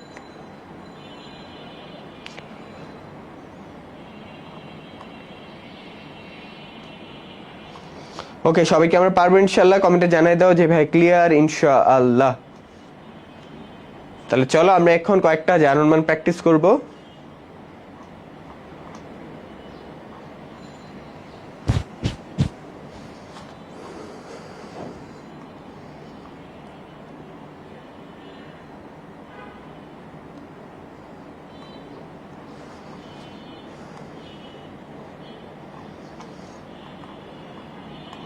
সবাই কি ক্লিয়ার হয়েছে ইনশাআল্লাহ? ওকে, আচ্ছা, তাহলে এখন আমরা হচ্ছে একটা জারণ সঙ্গে একটু প্র্যাকটিস করি, ঠিক আছে? যেমন ধরো এখানে আছে H3PO4, এখানে জানতে চাইছে আমাকে ফসফরাসের জারণ মান কত। ওকে, কেন্দ্রীয় পরমাণু, এই যে এটা সেন্টারে যে থাকে তাকে আমরা কেন্দ্রীয় পরমাণু বলি। আবার এখানে ধরো H2SO4, এখানে জানতে চাইছে সালফারের জারণ মান কত, বের করতে হবে। এরপরে দেখো এইখানে HClO2, এখানে জানতে চাইছে ক্লোরিনের জারণ মান কত। তারপর এখানে জানতে চাইছে নাইট্রোজেনের জারণ মান কত। চলো বের করি, চলো আমরা বের করে ফেলি। ওকে, আচ্ছা, তাহলে দেখো এটা হচ্ছে ফসফরিক অ্যাসিড। তো এটা কি অক্সিজেনটা স্বাভাবিক একটা অক্সিজেন, স্বাভাবিক অক্সিজেনের জারণ মান কত হয়? -2। তাহলে 4টার জন্য কত হবে? -2 ইন্টু 4 কত হয়? -8। একটা অক্সিজেন যদি -2 হয়, 4টার জন্য কত হবে? -2 ইন্টু 4 -8। আর হাইড্রোজেন বামে আছে না, বামে থাকলে হাইড্রোজেন কি হয়? +1। বামে থাকলে কি হয়? +1। তাহলে +1 কয়টা আছে? 3টা, তাহলে +1 ইন্টু 3 কত হবে? +3। তাহলে এখন বলো তো, ফসফরাস অটোমেটিকলি তার জারণ মানটা কত হবে? টোটাল জারণ মান তো 0, তাই না? এটা পুরোটাকে একটা যৌগ না, তো পুরা যৌগের মোট জারণ মানটা কি? 0। তাহলে দেখো 3টা হাইড্রোজেনের +3, 4টা অক্সিজেনের -8, তাহলে ফসফরাস অটোমেটিক্যালি কত হবে বলো বলো +5। এই যে দেখো 3 আর 5 যোগ করলে কত হয় 8, 8 আর -8 ক্যালকুলেশন করলে কত হয় 0। তাহলে ফসফরাসের জারণ মান কত হবে এখানে +5। বুঝা গেছে? ফসফরাসের জারণ মান কত হলো +5। ওকে, এরপর আরেকটা দেখি। অক্সিজেন এখানে স্বাভাবিক অবস্থায় আছে -2, চারটার জন্য কত হবে -2 × 4 কত হইলো -8। হাইড্রোজেন একটার জন্য কত +1, দুইটা আছে না, তাহলে +1 × 2 কত হবে +2। তাহলে সালফার অটোমেটিক্যালি কত হবে +6। 2 আর 6 যোগ করলে 8, 8 আর -8 ক্যালকুলেশন করলে কত হয় 0, তাই না?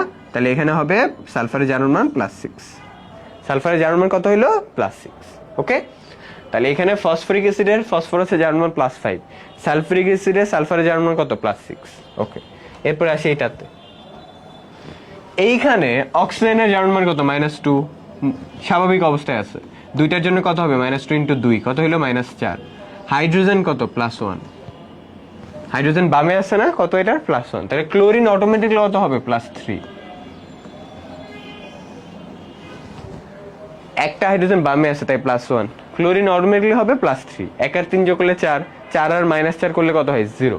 তাহলে ক্লোরিন হচ্ছে এখানে +3। শেষ, বুঝা গেছে? ডান। আচ্ছা, এরপরে আসি এটাতে।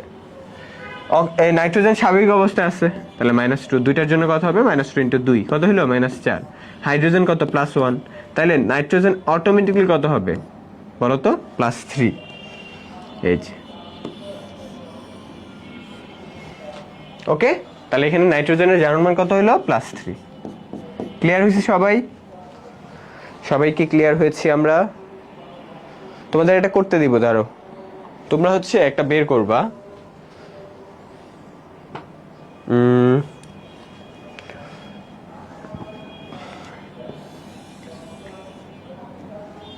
তোমরা হচ্ছে যেটা করবা সেটা হচ্ছে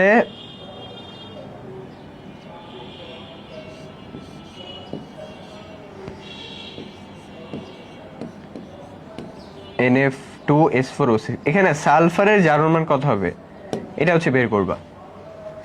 একটু কঠিন দিলাম, ঠিক আছে, বের করো এটা। Na2S4O6 কঠিন না, মানে চেষ্টা করলে পারা যাবে। এখানে বের করতে বলছে কি সালফারের জারণ মান, বের করো এটা। সালফারের জারণ মান কত হবে এটা বের করো।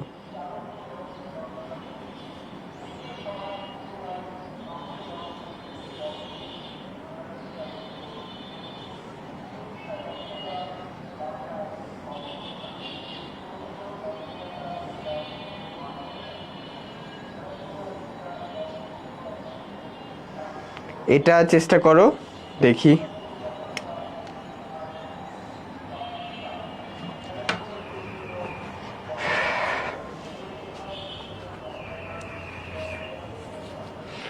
এখানে ফসফরাস জারণ মান +5, এখানে +6, এটা +3, এটা বের করতে বলছে সালফারেরটা। দেখি কে কে বলতে পারে। টাইম দিলাম আমি, সমস্যা নেই, তুমি করো। আচ্ছা, অলরেডি আমি আনসার পেয়ে গেছি। মেহেদি বলেছে +2.5, পাপড়ি বলেছে +2.5, কণা বলেছে +2.5, অন্তরা বলেছে 5/2, মানে ওই তো +2.5। 10 কিন্তু হবে না, আমি তো পুরা 4টা সালফারের জারণ মান বের করতে বলি না, আমি শুধুমাত্র একটা সালফারের জারণ মান বের করতে বলছি। একটা সালফার, বুঝছো? আচ্ছা, তাহলে আমি একটু এখানে দেখি, আমি একটু এখানে বের করি, চলো। Na2 যারা পারো নাই তারা একটু দেখে নাও, Na2S4O6 ভালো করে।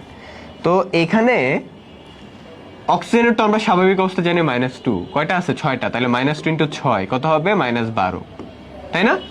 -2 × 6 কত হলো -12। আর সোডিয়াম আমরা জানি +1 একটার জন্য, দুইটার জন্য কত হবে +1 × 2, তাহলে কত হয় +2। আচ্ছা, তাহলে 4টা সালফার মিলে কত হইতে হবে +10, তাই না? কারণ দেখো 2 আর 10 যোগ করলে কত হয় 12, 12 আর -12 কত 0, ঠিক আছে? 4টা সালফার মিলে কত হইতে হবে 10, 10 আর 2 যোগ করলে 12, 12 -12 0। তাহলে একটা জিনিস দেখো, যে 4টা সালফার যদি হয় 10, তাহলে একটা সালফার কত হবে 10/4, 10/4 মানে কত 2.5। এই যে, তাহলে এইটাই হচ্ছে আনসার, এটা হচ্ছে কি আনসার, বুঝা গেছে? 2.5 হচ্ছে আমাদের আনসার। সবাই বুঝতে পারছি? ভেরি গুড, অনেকে আনসার দিচ্ছে মাশাআল্লাহ। ডিলিট করে লাভ নেই, স্ক্রিনশট আছে। আচ্ছা, যাই হোক মাশাআল্লাহ সবাই পারতেছে, ভেরি গুড। ওকে, আমরা হচ্ছে এইটার রিলেটেড একটা এমসিকিউ দেখবো। চলো আমরা রিলেটেড একটা এমসিকিউ দেখি। Na2S2O3 এই অণুতে সালফারের জারণ সংখ্যা কত জানতে চাইছে। তো এটা নিজেরা ট্রাই করো, আমি এখানে করতে থাকি। Na2S2O3, তাহলে এইখানে তুমি একটা জিনিস দেখো যে অক্সিজেন হচ্ছে -2, তাই না? তিনটার জন্য কত হবে? -2 × 3 কত হলো? -6, তাই না? একটা অক্সিজেন -2, তিনটার জন্য কত হবে? -2 × 3 কত হলো? -6।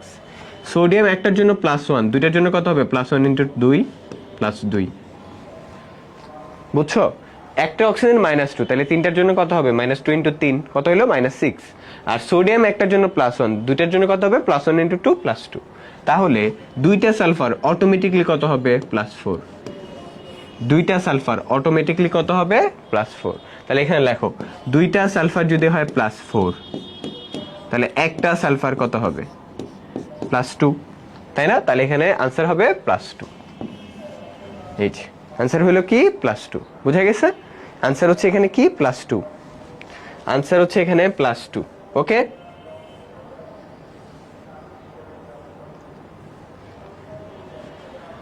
সবাইকে আমরা বুঝতে পারছি?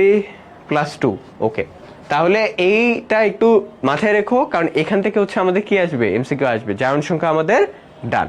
এখন তোমাদের একটা ব্রেক দেই। আমি হচ্ছে ধরো এখন কয়টা বাজে? 4:10 না? তো ক্লাস শুরু হবে হচ্ছে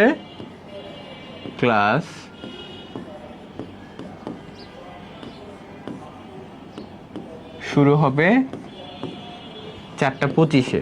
নামাজ পড়ে আসি সবাই আমরা।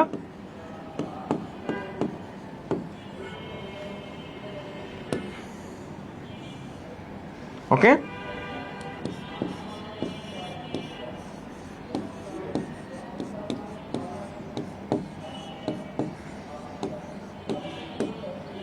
নামাজের ব্রেক। তো সবাই হচ্ছে চলে আসবে একদম টাইম মতো। আমরা হচ্ছে আমাদের বাকি পড়াগুলো পড়ে ফেলবো। ওকে,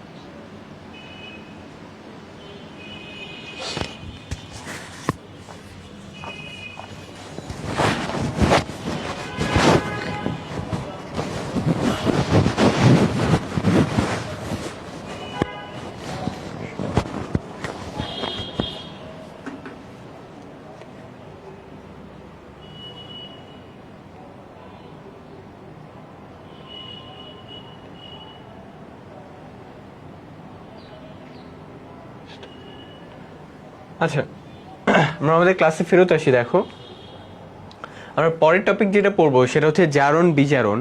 এই জারণ বিজারণের বিক্রিয়াগুলো নিয়ে আমাদের খুব একটা কনসার্ন না, কারণ এগুলো দিয়ে আমাদের কোশ্চেন নার্সিং অ্যাডমিশনে আসে না। তাহলে কি আসে? জারণ বিজারণের কনসেপ্টটা আসে। জাস্ট কনসেপ্ট বলতে তোমার হচ্ছে জারণটা কি, বিজারণটা কি, কোনগুলা জারক কোনগুলা বিজারক, এখান থেকে হয়তো কোশ্চেন আসে, বুঝছো? তো আমি ওই জিনিসপাতিগুলো নিয়ে আলোচনা করছি। তো তুমি প্রথমে যেমন জারণ বিজারণটা কোত্থেকে আসে, এটা আসে হচ্ছে একটা ইংলিশ ওয়ার্ড রেডক্স থেকে, রেডক্স রিঅ্যাকশন, যেখানে রেড মানে হচ্ছে রিডাকশন, রিডাকশন, আর অক্স দিয়ে হচ্ছে আমরা পড়বো অক্সিডেশন। এই রিডাকশন মানে কি? রিডাকশন মানে হচ্ছে বিজারণ। রিডাকশন মানে কি বলতো? বিজারণ। এই যে এটা মানে হচ্ছে বিজারণ।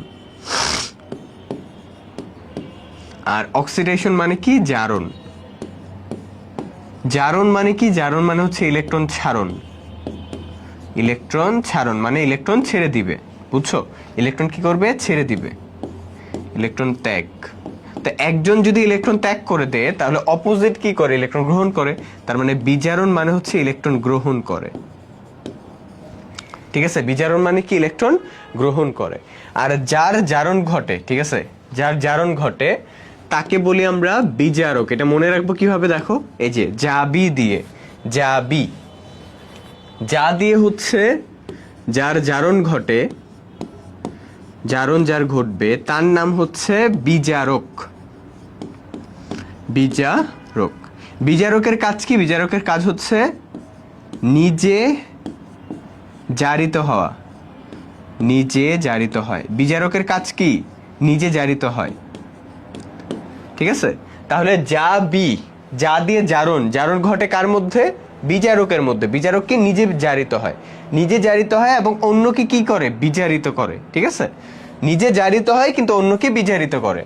আর বি যা দিয়ে কি মনে রাখবা? দেখো, বি যা এই শব্দটা দিয়ে, বি দিয়ে মনে রাখবা বিজারণ, উল্টা নাম, বুঝছো? যার বিজারণ ঘটে তাকে আমরা বলি কি বলতো?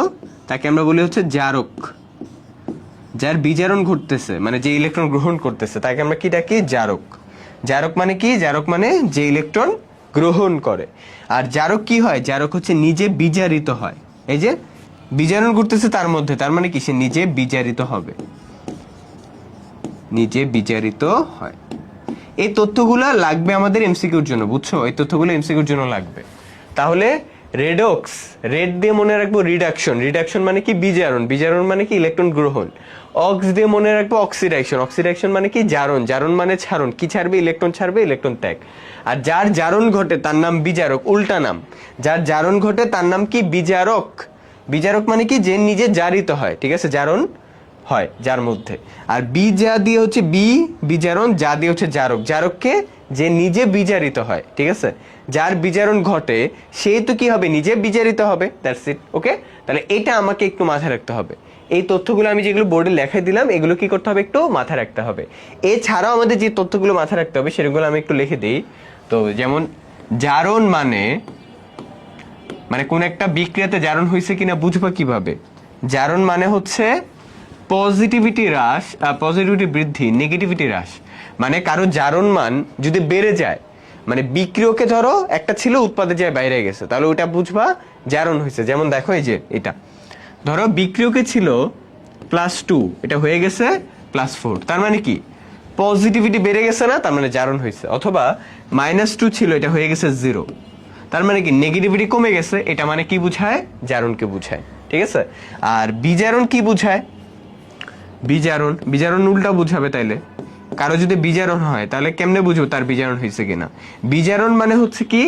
পজিটিভিটি কমে যাবে এবং নেগেটিভিটি বেড়ে যাবে। পজিটিভিটি কমে যায় কেমনে? ধরো একজনের আছে +3, ঠিক আছে? একজনের আছে কি? +3, সেটা হয়ে গেলে 0, তার মানে কি? পজিটিভিটি কমে গেছে। অথবা একজনের আছে -2, এটা হয়ে গেল -4, তার মানে কি? নেগেটিভিটি বেড়ে গেছে। তাহলে কারো যদি পজিটিভিটি বাড়ে আর নেগেটিভিটি কমে তাহলে সেটা জারণ।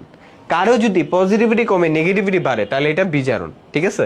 এই যে +3 ছিল 0 মানে পজিটিভিটি কমে গেছে, বিজারণ হয়েছে। -2 থেকে -4, তার মানে নেগেটিভিটি বাড়ছে মানে এটা বিজারণ হয়েছে। তাহলে জারণ বিজারণ হয়েছে কিনা আমরা এইভাবে বুঝবো ইনশাল্লাহ, ঠিক আছে? জারণ বিজারণ হয়েছে কিনা কারো, এটা আমরা এইভাবে বুঝবো যে প্লাস থেকে কোথায় গেল, মাইনাস থেকে কোথায় গেল। ওকে, আচ্ছা, তাহলে এখন আমরা কিছু এমসিকিউ দেখি। যেমন জারণ বৈশিষ্ট্য কোনটা?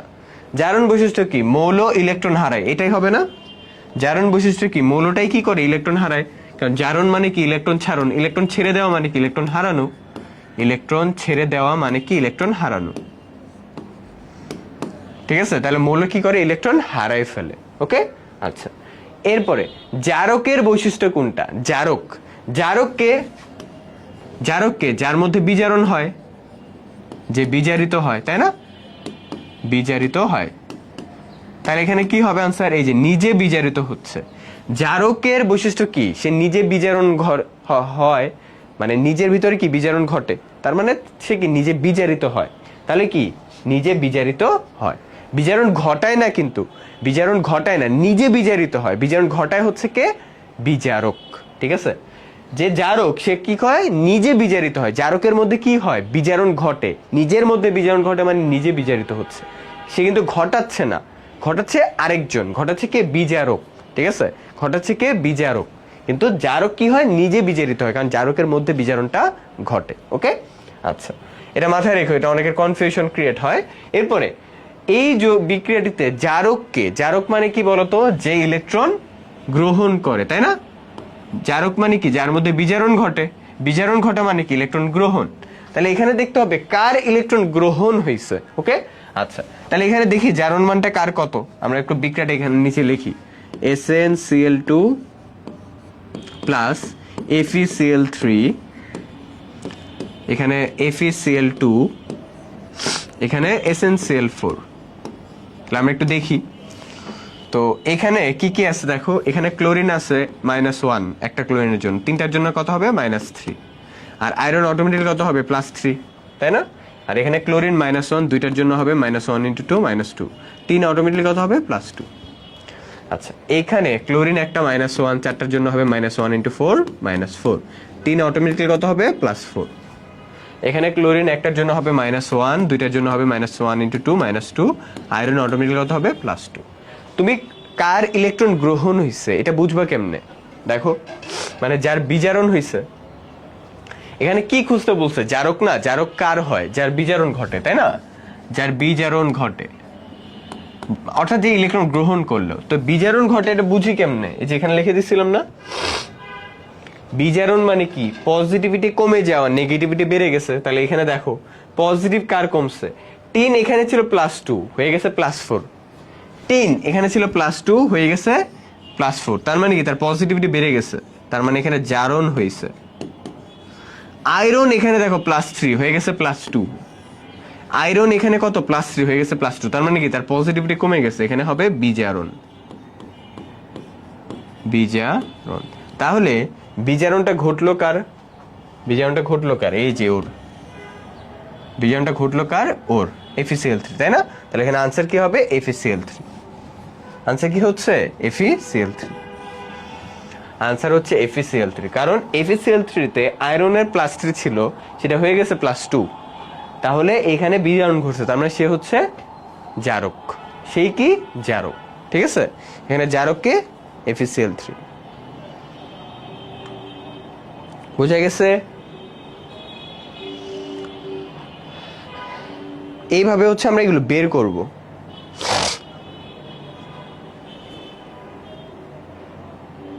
FeCl3, very good. আচ্ছা, এরপরে কোশ্চেনটা দেখো। আচ্ছা, এরপর কোশ্চেন না, এরপরে হচ্ছে আমাদের একটা চার্ট পড়তে হবে যে কোনগুলা বিজারক হিসেবে পরিচিত, কোনগুলা জারক হিসেবে পরিচিত। বিজারক কোনটা? বিজারক হচ্ছে যার জারণ ঘটে, তাই না? জারণ ঘটে, যার কি ঘটে? জারণ, যে ইলেকট্রন ত্যাগ করে। তাহলে এখানে খুব সুন্দর একটা চার্ট আছে, চার্টটা একটু মুখস্থ রাখো। যেখানে দেখো হাইড্রোজেন সালফাইড, এই হাইড্রোজেন সালফাইডটা কি করে? এখানে সালফারের পরিবর্তনশীল মৌল বলতে এখানে সালফারের জারণ মানের পরিবর্তন ঘটে। সালফারে থাকে -2, এই যে হাইড্রোজেন সালফাইডে সালফারের জারণ মান কত? -2। এটা দুইটা ইলেকট্রন ত্যাগ করে হয়ে যায় সালফার। এখানে যে হাইড্রোজেন সালফাইড আছে, এখানে সালফার পরিবর্তনশীল মৌল মানে সালফার ইলেকট্রন ত্যাগ করে, সালফারের জারণ মান -2, সে 2টা ইলেকট্রন ত্যাগ করে সালফারে কনভার্ট হয়। এরপরে টিন ক্লোরাইড, এখানে টিনের জারণ মান কত +2, সেটা 2টা ইলেকট্রন ত্যাগ করে +4 হয়। তারপরে H2CO4 অক্সালিক অ্যাসিড, এখানে কার্বন হচ্ছে পরিবর্তনশীল মৌল মানে যার জারণ মানের পরিবর্তন হয়, এখানে একটা কার্বনের জারণ মান হচ্ছে +3, সে একটা ইলেকট্রন ত্যাগ করে হয়ে যায় +4, এই যে কার্বন ডাইঅক্সাইড তৈরি করে।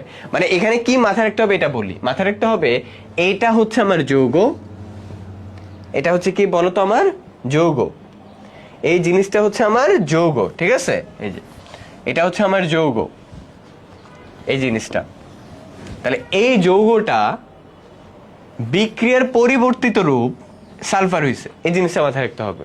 মানে বিক্রিয়কে হাইড্রোজেন সালফাইড, উৎপাদে হয়ে গেছে কি এই যে সালফারটা, বুঝছো, এটা মাথায় রাখতে হবে।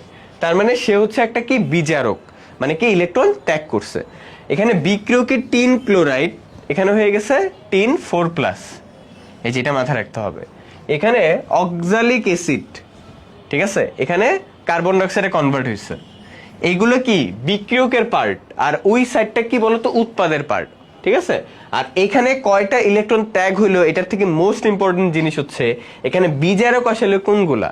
এটা একটা বিজারক, এটা একটা বিজারক, এটা একটা বিজারক, এটাও বিজারক, এটাও এটাও এটাও এটাও, কোনগুলা বিজারক এটা ইম্পর্টেন্ট, পরীক্ষা হলে আসবে নিচের কোনটি বিজারক, তো তোমার এইটা মুখস্থ রাখতে হবে, বুঝছো, এটা মুখস্থ রাখো। এটার পরিবর্তিত রূপ কি হইলো, এই যে এটা, ওকে। তাহলে এই চারটা থেকে কি মুখস্থ রাখবো ভাইয়া, যে এইগুলা হচ্ছে আমার বিজারক, ঠিক আছে, এইগুলো সবগুলাই কি বিজারক, এটাই আমার মুখস্থ রাখতে হবে, এই যে। এরপরে জানতে হবে জারক কোনগুলা, জারক কোনগুলা এটা মাথায় রাখতে হবে। দেখো জারক হচ্ছে এইগুলা, জারক হচ্ছে এইগুলো, যে পটাশিয়াম পারম্যাঙ্গানেট একটা জারক, পটাশিয়াম ডাইক্রোমেট একটা জারক, পটাশিয়াম ক্লোরাইড একটা জারক, আয়োডিন I2 একটা জারক, H2O2 এটাও একটা জারক, FeCl3 এটাও কি একটা জারক, ঠিক আছে, এইগুলো মাথায় রাখতে হবে, ওকে। তাহলে আমরা কোনগুলা স্পেশালি বিজারক এগুলো মাথায় রাখলাম, কোনগুলো জারক এগুলো কি মাথায় রাখলাম। আর এখানে তুমি হয়তো দেখছো যে H2O2 এটা কিন্তু বিজারকেও আছে, এটা আবার জারকের ভিতরে আছে, তাই না? তো এটা আমরা পড়বো একটু পরে, যে এমন কিছু যৌগ আছে যারা জারকের মতো কাজ করে, বিজারকের মতো কাজ করে, মানে যারা ইলেকট্রন ত্যাগও করে গ্রহণও করে, ঠিক আছে, এরকম কিছু যৌগ আছে, আমি একটু পরে পড়াবো। তার আগে তুমি অবশ্যই মাথায় রেখো যে এইগুলো হচ্ছে তোমার বিজারক, যেগুলো ইলেকট্রন ত্যাগ করে, তোমার কোনগুলো বিজারক সেগুলো পরীক্ষার জন্য ইম্পর্টেন্ট। আর এইগুলো হচ্ছে তোমার জারক, যেগুলো হচ্ছে ইলেকট্রন গ্রহণ করে, কোনগুলো জারক এটা তোমার পরীক্ষার জন্য ইম্পর্টেন্ট, ওকে। আর এর সাথে ভাইয়া যে জারক এবং বিজারক উভয় হিসেবে কাজ করে কোনটা সেটাও মাথায় রাখতে হবে, ঠিক আছে। জারক এবং বিজারক উভয় হিসেবে কাজ করে কোনটা, যেমন যে ও সাথী ফিরবে না হায়, আহা কি রোমান্টিক, ও সাথী ফিরবে না হায়, মানে আমার পার্টনার আর ফিরে আসবে না, সে চলে গেছে বহুদূর। তাহলে দেখো ও দিয়ে হচ্ছে O3, মনে অনেক কষ্ট। সাথী দিয়ে কি মনে রাখবা, সাথী দিয়ে মনে রাখবা হচ্ছে SO2। ফিরবে দিয়ে কি মনে রাখবা, ফিরবে দিয়ে মনে রাখবা হচ্ছে FeCl2, ঠিক আছে। না দিয়ে নাই, হাই দিয়ে মনে রাখবো হচ্ছে হাইড্রোজেন সালফাইড আর হাইড্রোজেন পার অক্সাইড, এই যেগুলা। এখানে যে যৌগ লিখছে 1 2 3 4 5টা, এই 5টাই মনে রাখো, এই 5টাই কি জারক এবং বিজারক উভয় হিসেবে কাজ করবে। ও সাথী ফিরবে না হায়, ও সাথী ফিরবে না হায়, ও সাথী ফিরবে না হায়, বলতে বলতে তো হৃদয়টা ক্ষত বিক্ষত হয়ে গেল। আচ্ছা, ও দিয়ে হচ্ছে ওজোন গ্যাস, সাথী দিয়ে সালফার ডাইঅক্সাইড, ফিরবে দিয়ে FeCl2, হাই দিয়ে হাইড্রোজেন সালফাইড অথবা হাইড্রোজেন পারঅক্সাইড, ওকে। ও সাথে ফিরবে না হাই, এই ছন্দটাতে আমরা মনে রাখতে পারি কোনগুলা জারক হিসেবে কাজ করে, কোনগুলা বিজারক হিসেবে কাজ করে, ওকে। তাহলে এইগুলো আমাদের কি করতে হবে, একটু মাথায় রাখা লাগবে।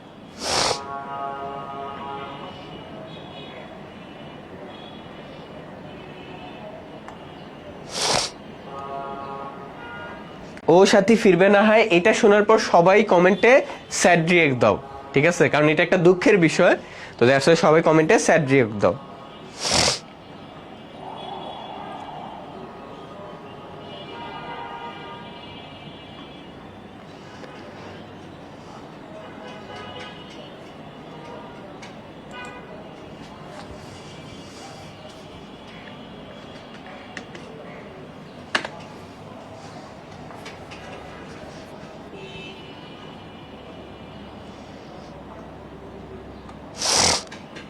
তাহলে এটাতে আমরা মনে রাখবো ইনশাল্লাহ। ওকে,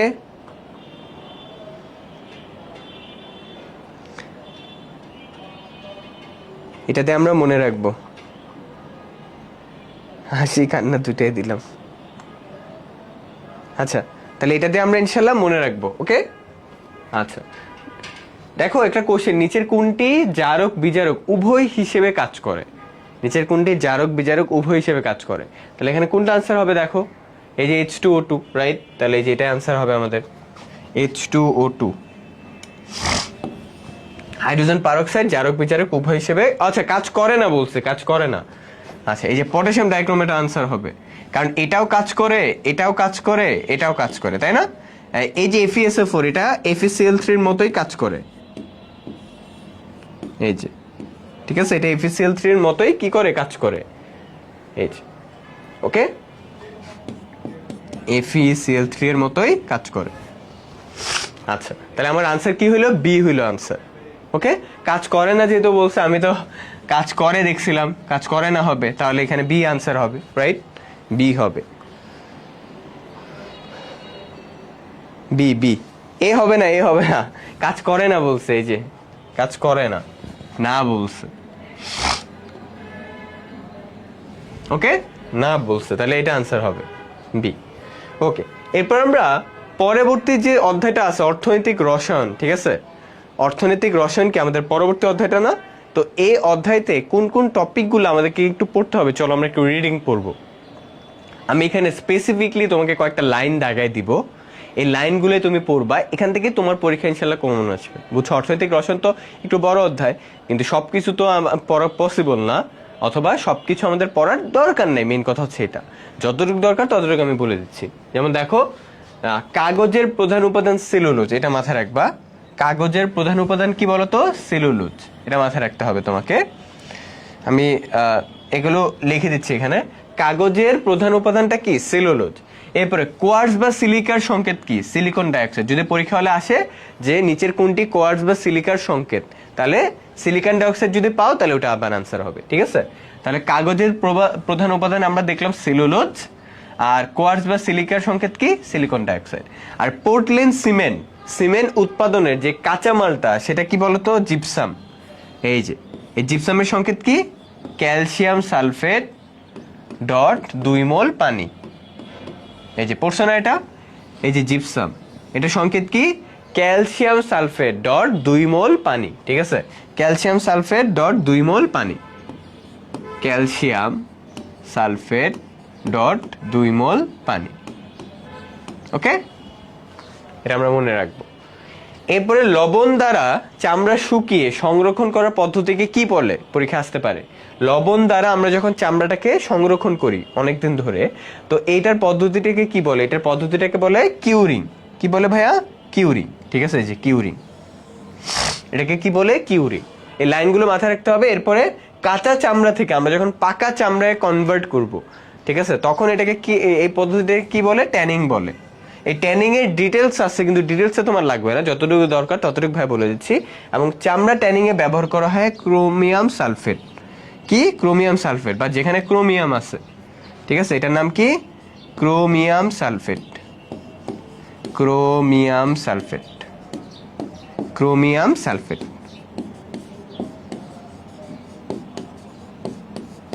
ওকে, তাইলে আমরা দেখলাম প্রথম স্লাইডে আমরা কি কি দেখলাম, যে কাগজের প্রধান উপাদানটা কি। কাগজের প্রধান উপাদান মনে রাখবো সেলুলোজ, নাম্বার 1। কোয়ার্টজ বা সিলিকা, কোয়ার্টজ বা সিলিকার সংকেত কি? মনে রাখবো সিলিকন ডাইঅক্সাইড। পোর্টল্যান্ড বা সিমেন্ট উৎপাদনে তোমার প্রধান কাঁচামালটা কি আসতে পারে পরীক্ষায়? মনে রাখবো জিপসাম। তারপরে লবণ দ্বারা চামড়া যখন শুকায় সংরক্ষণ করার যে পদ্ধতি, এটাকে কি বলে? কিউরিং, মাথায় রাখবো। কাঁচা চামড়া থেকে পাকা চামড়ায় রূপান্তরের প্রক্রিয়াটাকে কি বলে? ট্যানিং। আর চামড়া টেঙে কি ব্যবহার করা হয়? Chromium sulphate. খুব ইম্পর্টেন্ট এটা, বুঝছো? এটা খুব ইম্পর্টেন্ট, পরীক্ষার জন্য আসতে পারে, এটা খুব ইম্পর্টেন্ট। আচ্ছা, এরপরে হচ্ছে আমরা দেখো চামড়া শিল্পে ট্যানারি বর্জ্য হিসেবে ক্ষতিকর উপাদান কোনটা? দেখো চামড়া শিল্পে ব্যবহার করা হয় মূলত কি? ট্যানিং এর ক্ষেত্রে ক্রোমিয়াম সালফেটটা। তাহলে এই জায়গায় যেটা বলছে যে চামড়া শিল্পে ট্যানারি বর্জ্য হিসেবে ক্ষতিকারক উপাদান কোনটা হবে বলো? ক্ষতিকারক উপাদান হবে ক্রোমিয়াম, কারণ চামড়া শিল্পে ইউজ করা হয় তো ক্রোমিয়াম, তাই না? এই যে চামড়া ট্যানিং এ ব্যবহার করা হয় তো ক্রোমিয়াম সালফেট। তো ওখান থেকে ক্ষতিকর বর্জ্য পদার্থটা কি হবে? ক্রোমিয়াম হবে। তাহলে এখানে আনসার হচ্ছে ক্রোমিয়াম। এটা তোমাদের ভাই আপুদের আসছিল নার্সিং অ্যাডমিশনে, তোমাদের যে সিনিয়র ভাই আপুরা রয়েছে তাদের পরীক্ষাতে এটা আসছিল। তার মানে এই টপিকটা খুব ইম্পর্টেন্ট, ঠিক আছে? এবার তোমাদের পরীক্ষা আসতে পারে চামড়া ট্যানিং এ কোনটা ব্যবহার করা হয়, তুমি বলবা ক্রোমিয়াম সালফেট, ঠিক আছে? তুমি বলবা কি? Chromium sulphate. ডান। আচ্ছা, এরপরে কিছু গ্যাসের সংকেত ভাই আমাকে একটু মাথায় রাখতে হবে। কিছু গ্যাসের সংকেত, যেমন ওয়াটার গ্যাস বা এটার আরেকটা নাম কি? Syn gas. ওয়াটার গ্যাস বা সিন গ্যাসের সংকেত কি? Carbon monoxide plus hydrogen. Carbon monoxide এবং হাইড্রোজেন গ্যাসের যে সংমিশ্রণ, এটাকে আমরা বলি কি? ওয়াটার গ্যাস বা সিন গ্যাস। সংশ্লেষ গ্যাসের সংকেত কি? এটাও কার্বন মনোক্সাইড এবং হাইড্রোজেন গ্যাস, কিন্তু পার্থক্য কোথায় এটা মাথায় রাখতে হবে। ওয়াটার গ্যাস হচ্ছে হাইড্রোজেন থেকে 1 মোল, সংশ্লেষ গ্যাসে হাইড্রোজেন কয় মোল থাকে? 3 মোল। এটা মাথায় রাখতে হবে, ঠিক আছে? ওয়াটার গ্যাসে থাকে হচ্ছে হাইড্রোজেন 1 মোল, সংশ্লেষ গ্যাসে থাকে হাইড্রোজেন 3 মোল। আর প্রোডিউসার গ্যাসের সংকেত কি? কার্বন মনোক্সাইডই তার সাথে নাইট্রোজেন গ্যাস। এবং মনে রাখতে হবে কার্বন মনোক্সাইডের সাথে কি থাকে? 2 মোল কার্বন মনোক্সাইড। কত? 2 মোল। 2 মোল কার্বন মনোক্সাইড এখানে থাকে। আর এলপিজি এর সংকেত কি, বা এলপিজি তে কি থাকে এটা মাথায় রাখতে হবে। এন বিউটেন থাকতে পারে, এটার নাম কি? বিউটেন। বিউটেন এলপিজিতে। লিকুইফাইড পেট্রোলিয়াম গ্যাস পড়ছি না? আর এই যে আইসোবিউটেন, এটাও তো বিউটেন। তারপরে এটা হচ্ছে প্রোপেন, এটা কি বলতো? প্রোপেন। আর এটা কি বলতো? এটা হচ্ছে বিউটিন। তাহলে এলপিজি এর ভিতরে কোন কোন গ্যাস থাকে? এলপিজি এর ভিতরে থাকে এন বিউটেন, আইসোবিউটেন, প্রোপেন আর হচ্ছে বিউটিন। নিচের লেখা কোশ্চেনটা আসতে পারে এইভাবে যে নিচের কোনটিতে কোন এলপিজিতে কোন গ্যাসটা আছে? এলপিজিতে কোন গ্যাসটা আছে? বিউটেন, প্রোপেন নাকি বিউটিন? ঠিক আছে, এলপিজি এর ভিতরে কোন গ্যাসটা আছে? বিউটেন নাকি প্রোপেন নাকি বিউটিন? ঠিক আছে, এখান থেকে যে কোনো একটা আসতে পারে। ওকে, তাহলে এই হচ্ছে আমাদের কোন কোন গ্যাস নিয়ে আমাদের তথ্যগুলা আমরা আশা করি বুঝতে পারছি। এগুলো আমাদের একটু মাথায় রাখতে হবে। এরপরে কাঁচ নিয়ে কিছু টপিক। কাঁচ নিয়ে আমরা কি কি পড়বো? দেখো, কাঁচ তৈরির প্রধান উপাদানটা কি? দেখো, কাঁচ তৈরির প্রধান উপাদান হচ্ছে সিলিকা, তারপরে চুন বা চুনা পাথর, আর হচ্ছে কি? Soda ash. ঠিক আছে, আমাদের আসতে পারে কাঁচ তৈরির প্রধান উপাদান নিচের কোনটা? তো সিলিকা দেয়া থাকলে সিলিকা হবে। সিলিকার সঙ্গে কি? সিলিকন ডাইঅক্সাইড, একটু আগে পড়লাম। চুন বা চুনা পাথর থাকতে পারে, সোডা অ্যাশ থাকতে পারে, এবং তার সাথে চীনামাটি, কাদামাটি, চায়না ক্লে, কেওলিন, এইটা যে কোনো একটা আসতে পারে। চীনামাটির সংকেত কোনটা? কাদামাটির সংকেত কোনটা? চায়না ক্লের সংকেত কোনটা? কেওলিনের সংকেত কোনটা? এই যে বড় সংকেতটা একটু মাথায় রাখতে হবে। যেখানে অ্যালুমিনিয়াম অক্সাইড আছে, কোয়ার্টজ বা সিলিকা আছে, মানে সিলিকন ডাইঅক্সাইড, এই যে এটা, আর আছে কি? পানি। ওকে, তাহলে এই তিনটাকে সংমিশ্রণে আমরা কি বলি? চীনামাটি, কাদামাটি, চায়না ক্লে বা কেওলিন। ওকে, আচ্ছা। আর সাধারণ কাচের সংকেত কি? সাধারণ কাচে থাকে সোডিয়াম অক্সাইড, ক্যালসিয়াম অক্সাইড, আর কি? Silicon dioxide. ওকে, আর কাঁচ শিল্পে গুরুত্বপূর্ণ ধাপ কোনটা? অ্যানিলিন। এটাও মাথায় রাখতে হবে, এটা এমসিকিউর জন্য ইম্পর্টেন্ট। কাঁচ শিল্পে কোনটা গুরুত্বপূর্ণ ধাপ? এটা হচ্ছে কি? অ্যানিলিন। আর কোরান্ডামের সংকেত কি? Aluminium oxide. এটাও মাথায় রাখবা। দেখো, এই কাঁচে কিন্তু অনেক কিছু আছে টপিক, কিন্তু আমি খুঁজে খুঁজে যেগুলো পড়াচ্ছি এইটাতে তুমি সব থেকে বেশি ইম্পর্টেন্স দিবা। কাঁচের টপিক কিন্তু অনেক কিছু আছে, কিন্তু আমি যেগুলো এখানে লেখাচ্ছি, ক্লাসে পড়াচ্ছি, এইগুলাকে তুমি সব থেকে বেশি ইম্পর্টেন্স দিবা। বুঝে গেছে? ওকে, তাহলে আমরা কাঁচ তৈরির প্রধান উপাদান দেখলাম, সিলিকা, চুন বা চুনা পাথর, আর সোডা অ্যাশ। চীনামাটি, কাদামাটি, চায়না ক্লে, কেওলিনের সংকেত দেখলাম, right? Aluminium oxide, silicon dioxide, 2 mole পানি। সাধারণ কাচের সংকেত দেখলাম, জেনে গেলাম যে কাঁচ শিল্পে অ্যানিলিন একটা গুরুত্বপূর্ণ ধাপ, আর কোরান্ডামের সংকেতটাও আমরা জেনে দিলাম। ওকে, আচ্ছা। এরপরে দেখি আমরা, এই যে দেখো, কোন শিল্পে অ্যানিলিন একটা গুরুত্বপূর্ণ ধাপ? সেটা কি হবে? কাঁচ শিল্পে। এটা নার্সিং অ্যাডমিশনে আসছিল 21-22 সেশনে। ঠিক আছে, কোন শিল্পে অ্যানিলিন একটা গুরুত্বপূর্ণ ধাপ? সেটা কি হবে? কাঁচ শিল্প। ওকে, আচ্ছা।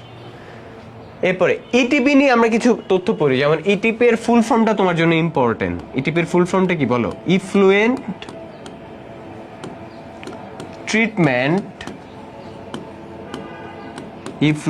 Treatment plant.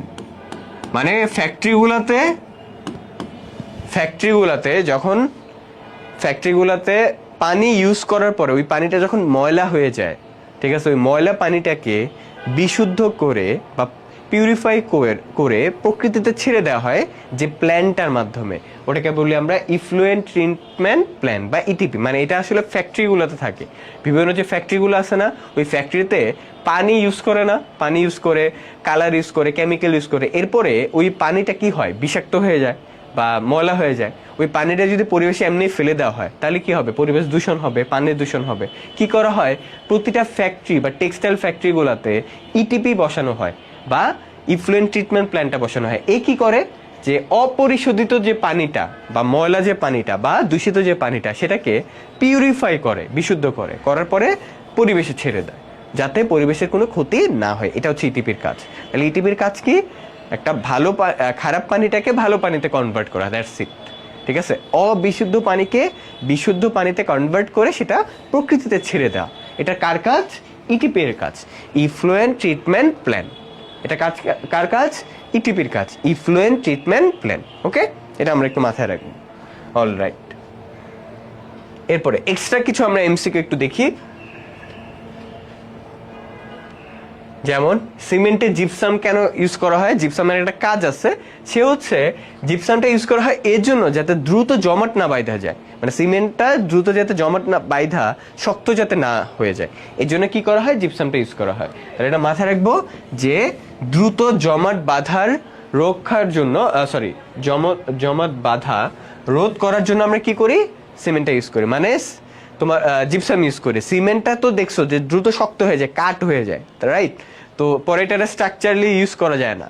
তো এইটাকে যাতে আমি দ্রুত জমাট না বাইধা যায় এর জন্য, এটাকে রোধ করার জন্য আমরা কি করি, জিপসামটা ইউজ করি। তো দ্রুত জমাট বাঁধার জন্য না, দ্রুত জমাট বাঁধা রোধ করার জন্য। ঠিক আছে, এখানে বাধা হবে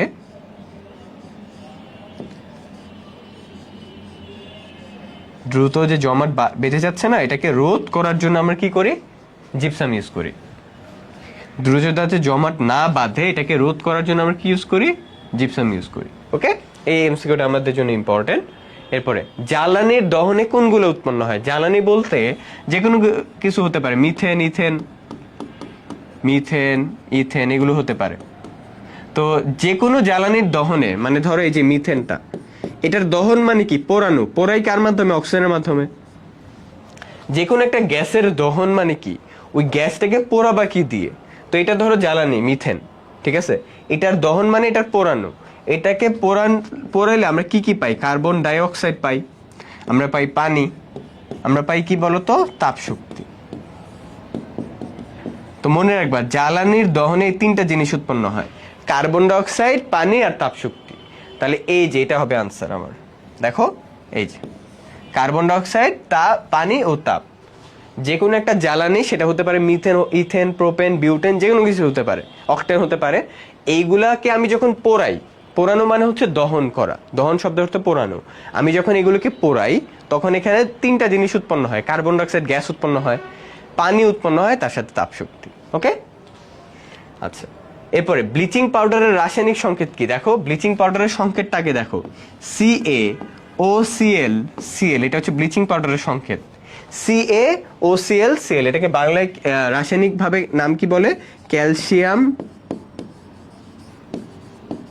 এখানে কি আছে দেখো তো, সি আছে না, কি আছে, Ca ক্যালসিয়াম, আর এখানে ক্লোরিন আছে, তাহলে লিখবা ক্লোরো, ক্যালসিয়াম ক্লোরো। এরপরে এই OClটাকে আমরা বলি হাইপোক্লোরেট,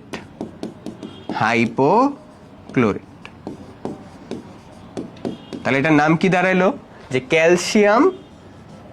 ক্যালসিয়াম ক্লোরো হাইপোক্লোরেট। এটার নাম কি দাঁড়াইলো, ক্যালসিয়াম ক্লোরো হাইপোক্লোরেট। তাহলে এই যে বি হবে আমাদের আনসার। ওকে, বি হবে আমাদের কি আনসার। তাহলে CaOCl, এটার নাম কি, CaOCl, এটা হচ্ছে ব্লিচিং পাউডারের সংকেত। এটার নামটা হচ্ছে ক্যালসিয়াম ক্লোরো হাইপোক্লোরেট। এটার নাম কি, ক্যালসিয়াম ক্লোরো হাইপোক্লোরেট। ওকে, ক্যালসিয়াম ক্লোরো হাইপোক্লোরেট। এরপর আমরা আমাদের লাস্ট আর একটা এমসিকিউ দেখে আমরা আমাদের আজকে ক্লাসে শেষ করব। দেখো কোশ্চেনটা কি, যে কোরান্ডামের সংকেত কি, কোরান্ডামের সংকেত কি, এটা জানতে চাইছে। কোরান্ডামের সংকেত কিন্তু আমরা দেখছিলাম অ্যালুমিনিয়াম অক্সাইড, তাই না? কোরান্ডামের সংকেত আমরা দেখছিলাম না, অ্যালুমিনিয়াম অক্সাইড, তাহলে এটার আনসার হবে Al2O3। ওকে, আচ্ছা, তাহলে এই হচ্ছে আমাদের আজকের ক্লাস, যেখানে আমরা মোটামুটি আমাদের অর্থনৈতিক রসায়ন, অনেক বড় একটা অধ্যায়, এটাকে কম্প্রেস করে আনছি। অর্থনৈতিক রসায়ন কি একটা বড় একটা অধ্যায় না? এটাকে আমরা কি করছি, কম্প্রেস করে ছোট করে আনছি।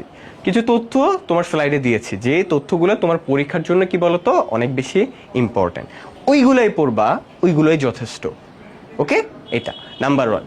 তার সাথে আমরা পরিমাণগত রসায়নের জারণ সংখ্যা টপিকটা কমপ্লিট করছি, জারণ বিজারণ বিক্রিয়াটা কমপ্লিট করছি।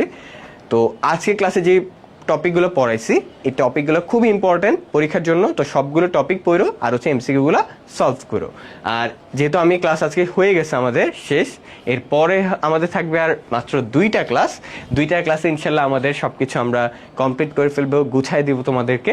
তো এটা হবে পরের মাসে তোমাদের সাথে শেষ 2টা ক্লাসে দেখা হবে ইনশাল্লাহ।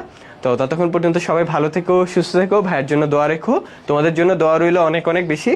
আর কোনো অফিসিয়াল নোটিশ না আসা পর্যন্ত কেউ বিভ্রান্ত হয়েও না। ওকে, এটাই আর কি বলবো। তো সবাই ভালো থেকো, সুস্থ থেকো, আর তোমাদের সাথে দেখা হবে ইনশাল্লাহ পরের মাসে।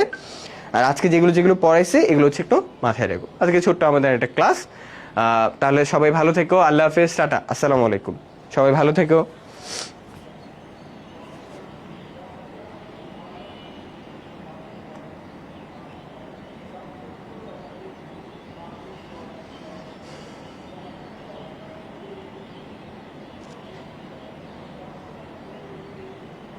আল্লাহ হাফেজ, টাটা, আসসালামু আলাইকুম।